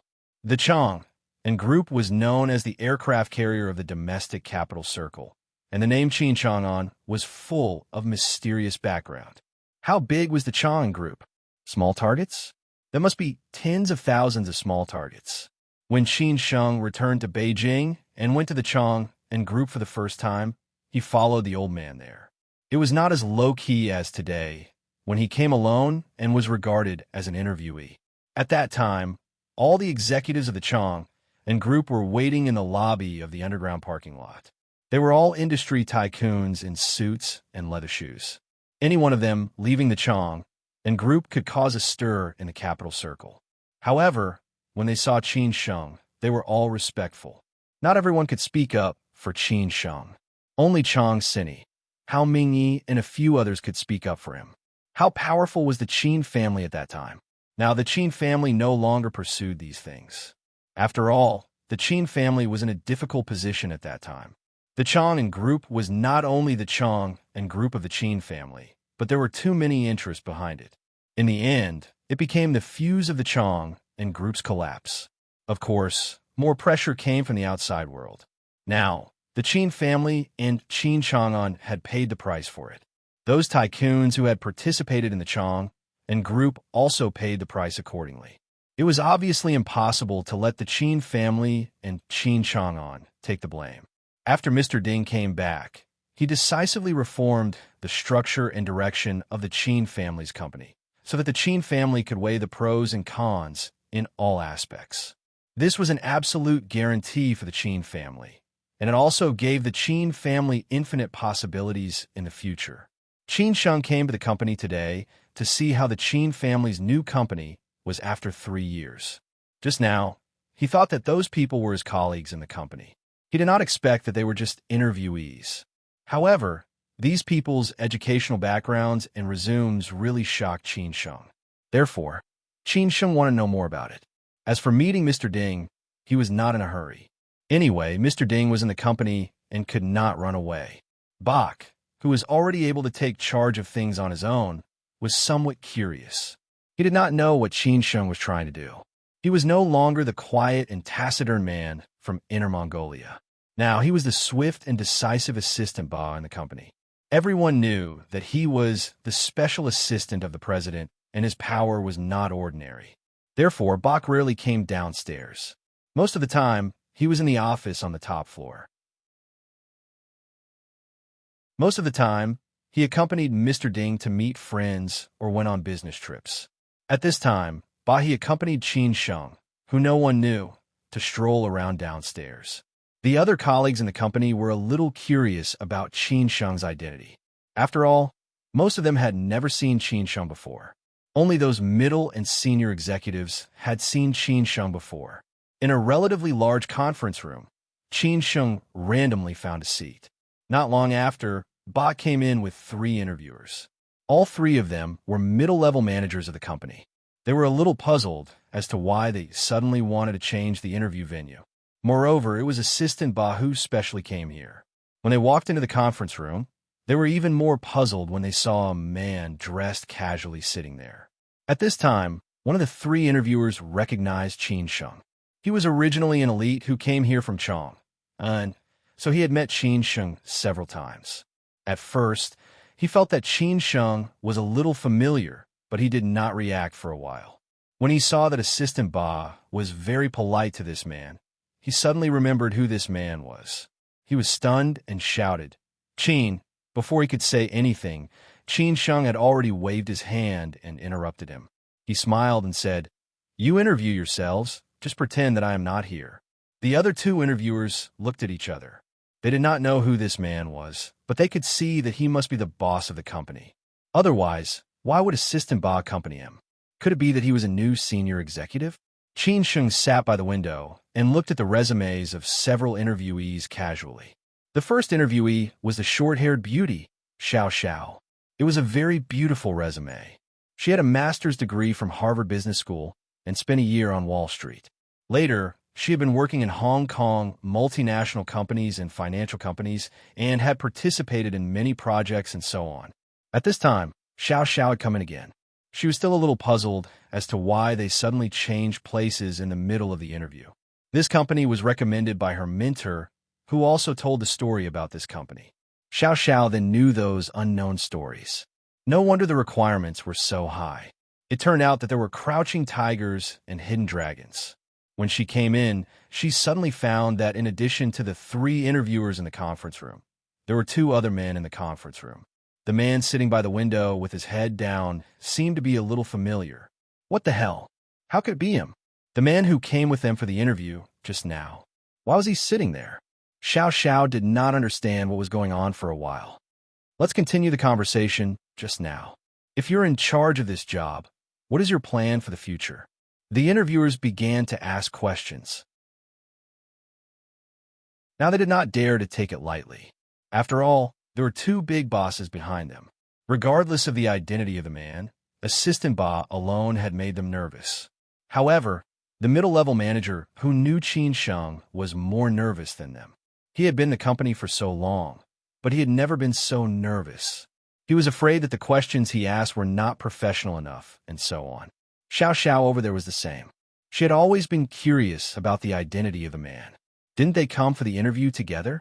Therefore, Xiao Xiao felt that she did not perform very well today, which made her feel a little depressed. When she came out after the interview, the man who had been chatting with Qin Sheng immediately asked, "How was it?" Xiao Xiao said faintly, "You will know when you go in." After that, she left without looking back. This made the man a little surprised. What was going on? At this time, someone inside shouted, "Next, Cheng Peng." This man was Cheng Peng. He quickly got up and went in. Just like Xiao Xiao, after he greeted the interviewers, he found Qin Sheng sitting in the back. Cheng Peng was also heartless. He directly shouted, "Brother, why are you here?"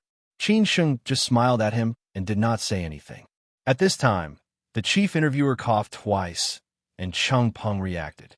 However, he was still absent-mindedly looking at Qin Sheng, who was sitting there looking through the resume, so that he repeatedly made mistakes in the later stages. In the end, when he left, he allowed a long sigh. Now, he also understood that the man who came in with them should be the management of this company. Just now must be a test for them. It was estimated that this time they would not be able to pass. For the rest of the interviews, Qin Sheng had been sitting there all the time. As for the rest of the interviewers, some of them were surprised by his appearance, while some of them ignored him. However, whether they cared or not, they would eventually show it during the interview. Qin Sheng also cooperated with the interviewer's performance. Sometimes, he deliberately pressured them and so on. He also wanted to see who among them was acting. Soon, the interview was over. The chief interviewer, who was also the middle-level person who knew Qin Sheng, walked in front of Qin Sheng nervously and asked politely, "What do you think of them?" Qin Sheng was just here to be a bystander. He did not want to interfere with the company's affairs. He smiled and said, "This is your business. You can decide." After that, Qin Sheng said to Bach, "Let's go." Bach nodded and left with Qin Sheng.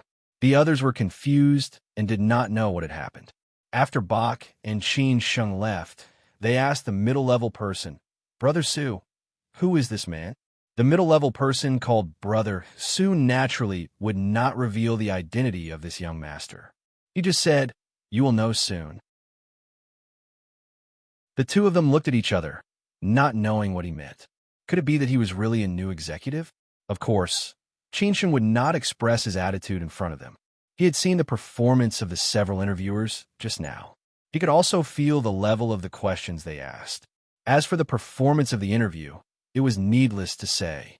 For example, although Cheng Peng was flustered, he did not hesitate to answer the key questions in the professional field. For example, the long-haired, wavy beauty always peeked at him, but when answering the main questions, she avoided the strong points and hit the weak points. In the end, who could pass this round of interviews?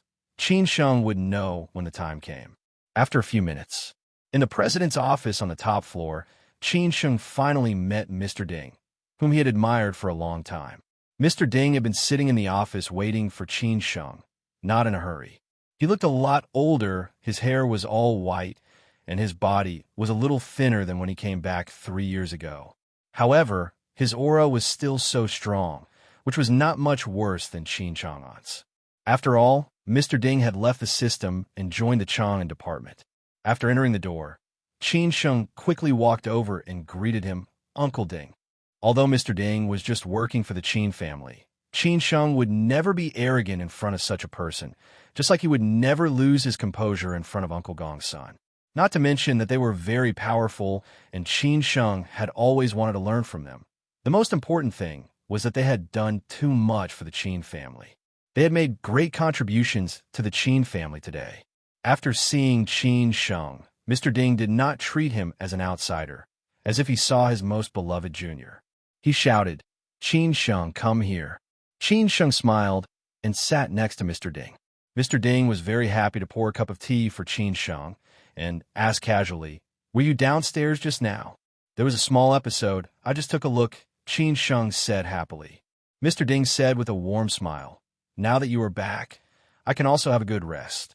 Uncle Ding, I'm not ready yet. I have to trouble you again, Qin said sensibly. His ability was far inferior to Mr. Ding's. Mr. Ding said happily, of course, I won't retire so soon. I just said that I can finally retire when you are back. When you take over smoothly, I will retire behind the scenes. In the future, things will be handed over to you young people. We are old. Qin said with some emotion. Uncle Ding, you have worked hard in the past 3 years. On behalf of the Qin family and my father, I thank you again. Qin, you are too polite. The Qin family gave me what I have today. How can I sit back and do nothing when the Qin family is in danger? Mr. Ding said honestly.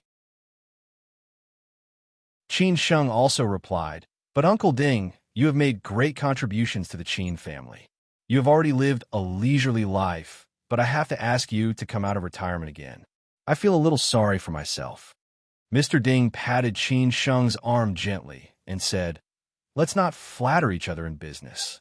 Qin did not expect that Mr. Ding would be so casual. This flattering almost made him laugh out loud. Mr. Ding took a sip of tea and said in a neither light nor heavy tone, since you are here, let's get down to business. Qin stopped smiling and looked at Mr. Ding very seriously.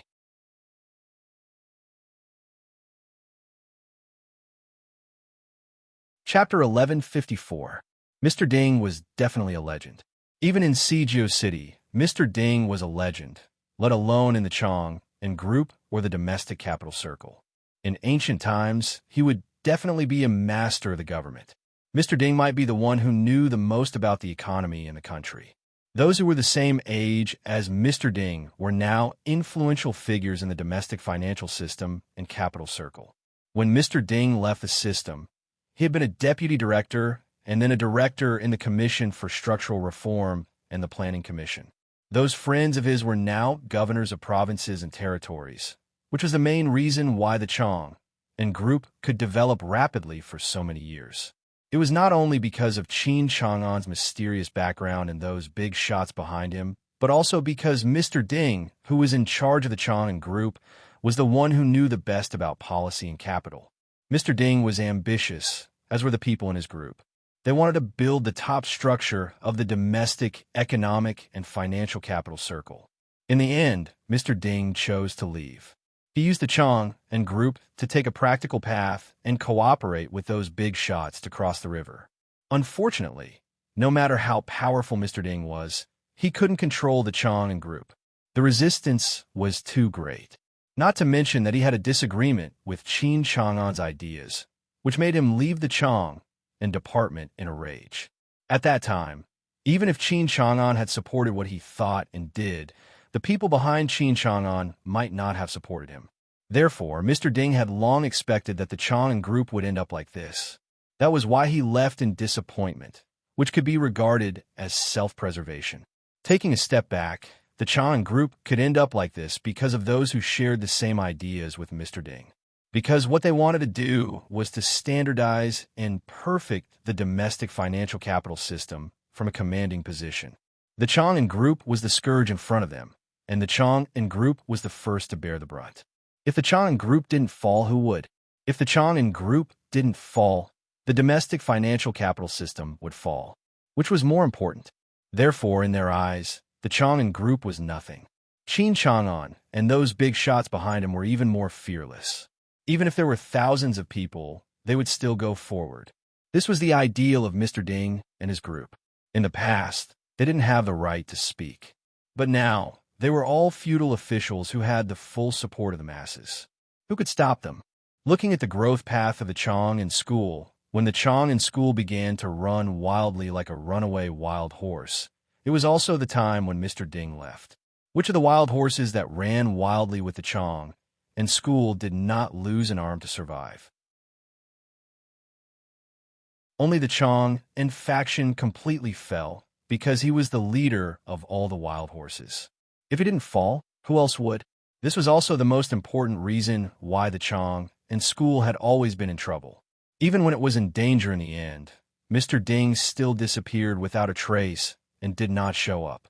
When the Qin family completely broke away from the Chang'an system and started a new journey, Mr. Ding finally stood up and returned. In the past 3 years, Mr. Ding had cut the Gordian knot with a sharp knife.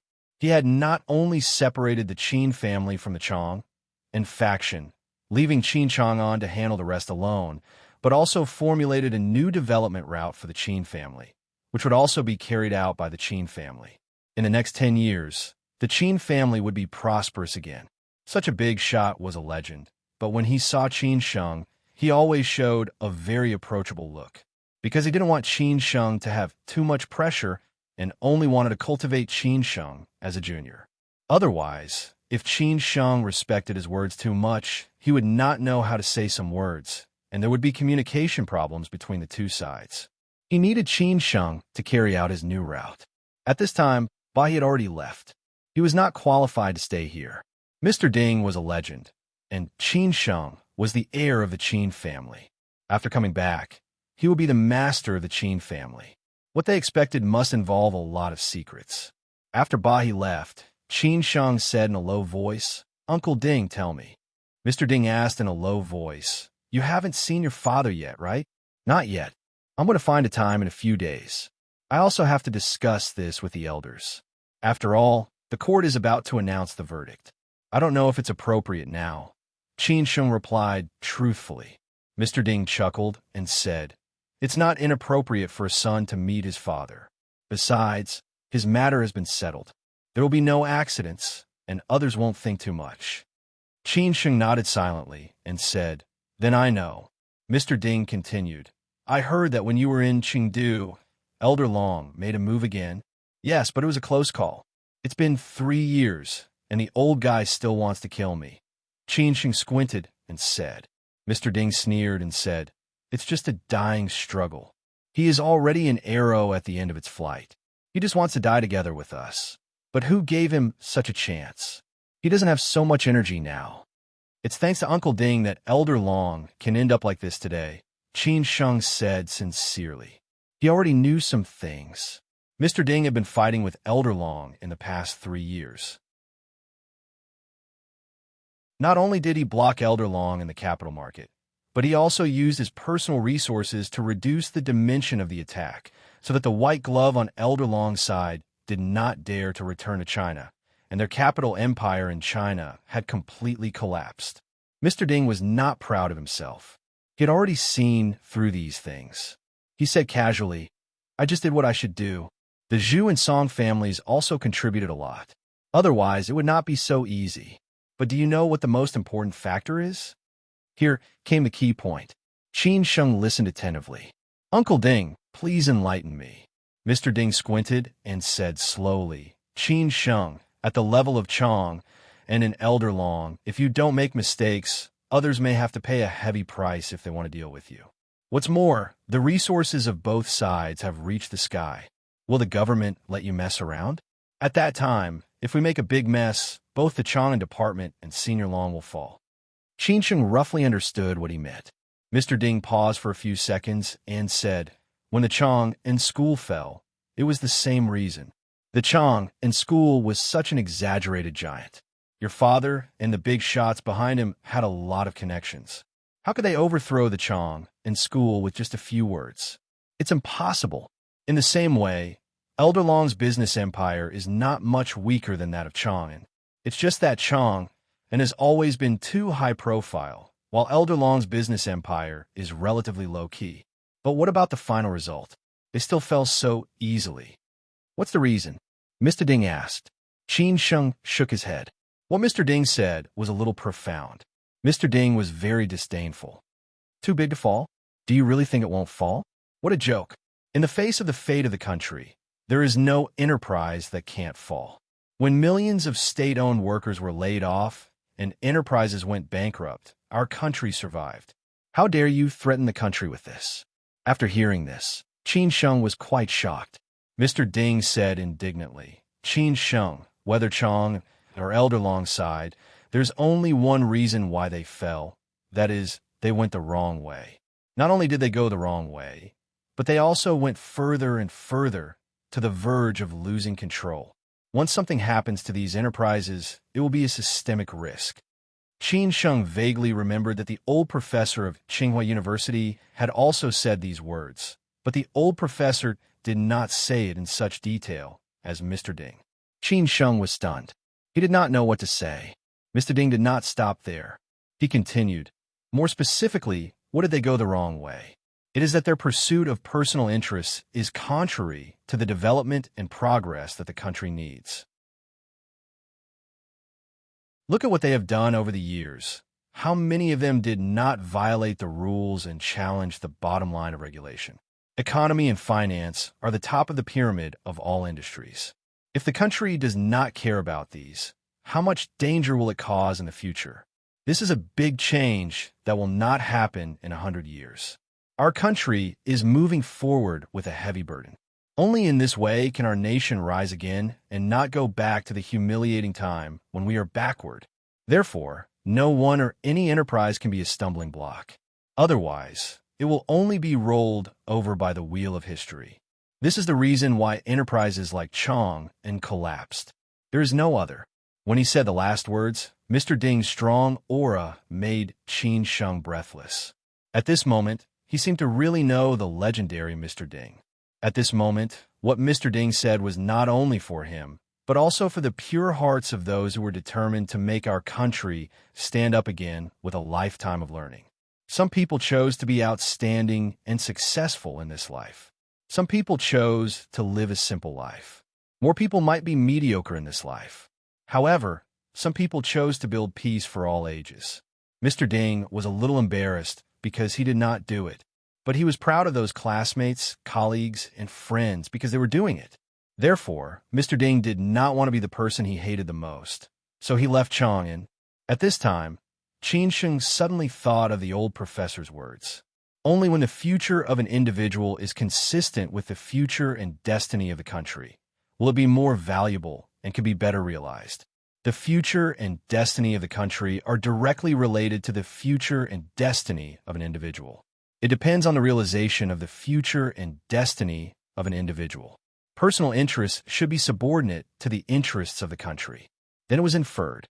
The development of enterprises was the same. Only when the direction of development of an enterprise was the same as the direction of development of the country could an enterprise rise quickly and become bigger and stronger. If the direction of development of an enterprise was opposite to that of the country, even if it was big and did not collapse, it would collapse sooner or later. At this moment, Qin Sheng looked at Mr. Ding with deep respect.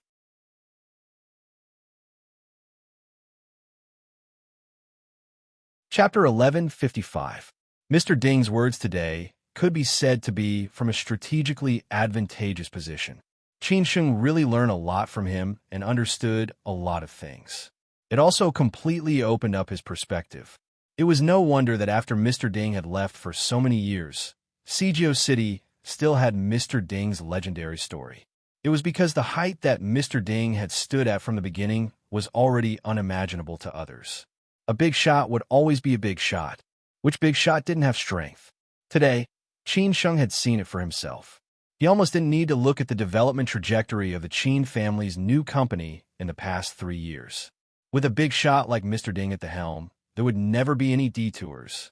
Even if they didn't show themselves now, they would definitely be well prepared in the future.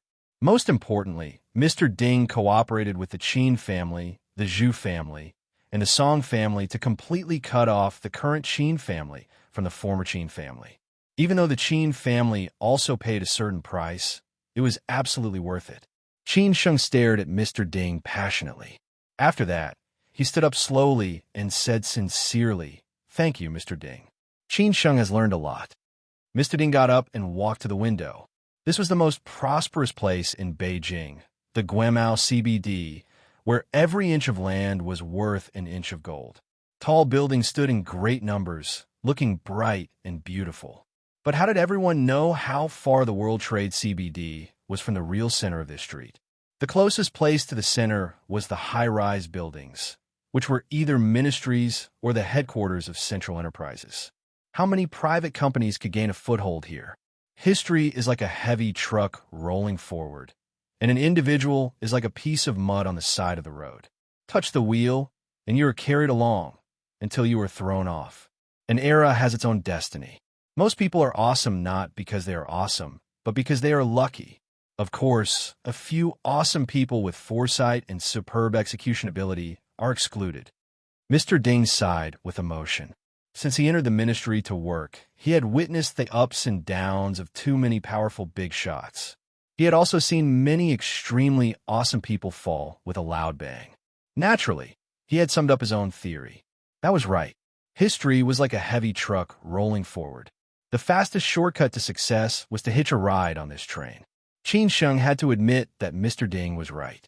At this time, Qin Sheng echoed, "What Uncle Ding means is that for most ordinary people, only by keeping up with the progress of history and relying on their own efforts can they have a chance to succeed." Mr. Ding said calmly, "Do your best and leave the rest to God." Back to the issue of the Chong and system and other enterprises, the country has been talking about avoiding the false and entering the real. The financial system will ultimately serve the real economy. The more the real economy develops, the more the financial system will benefit, and the more the financial enterprises will grow. If the financial system continues to let capital flow and cannot enter the real economy, then it is a challenge to the national policy.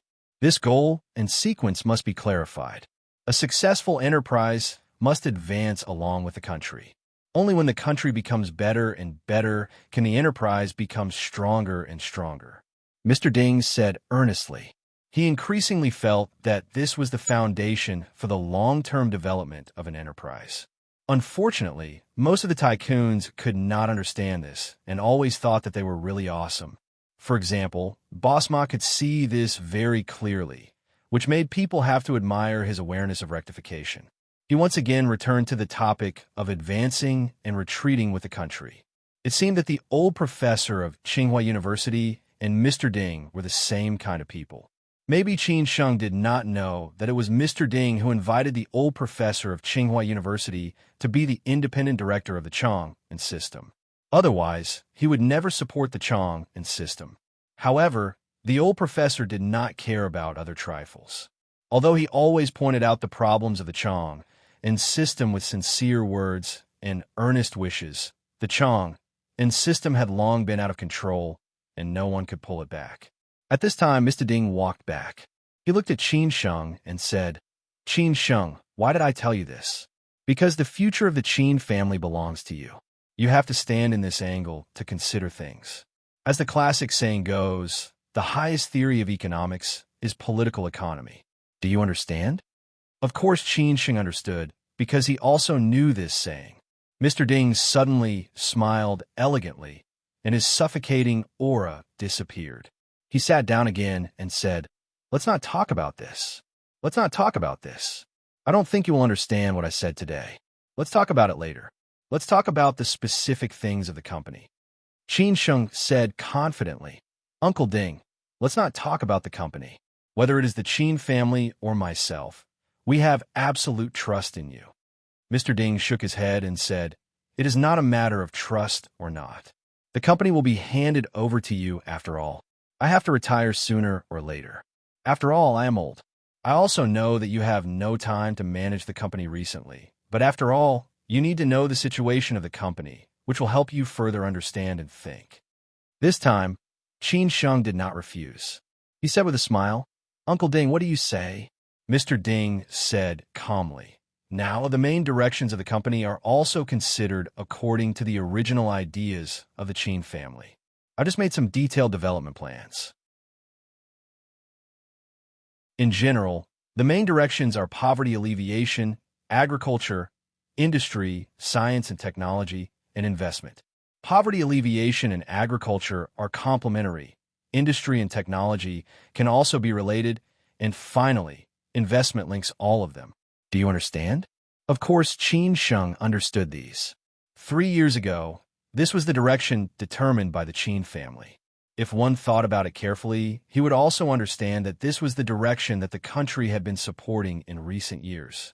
Naturally, the Qin family had to follow this direction so that it could blossom and bear fruit.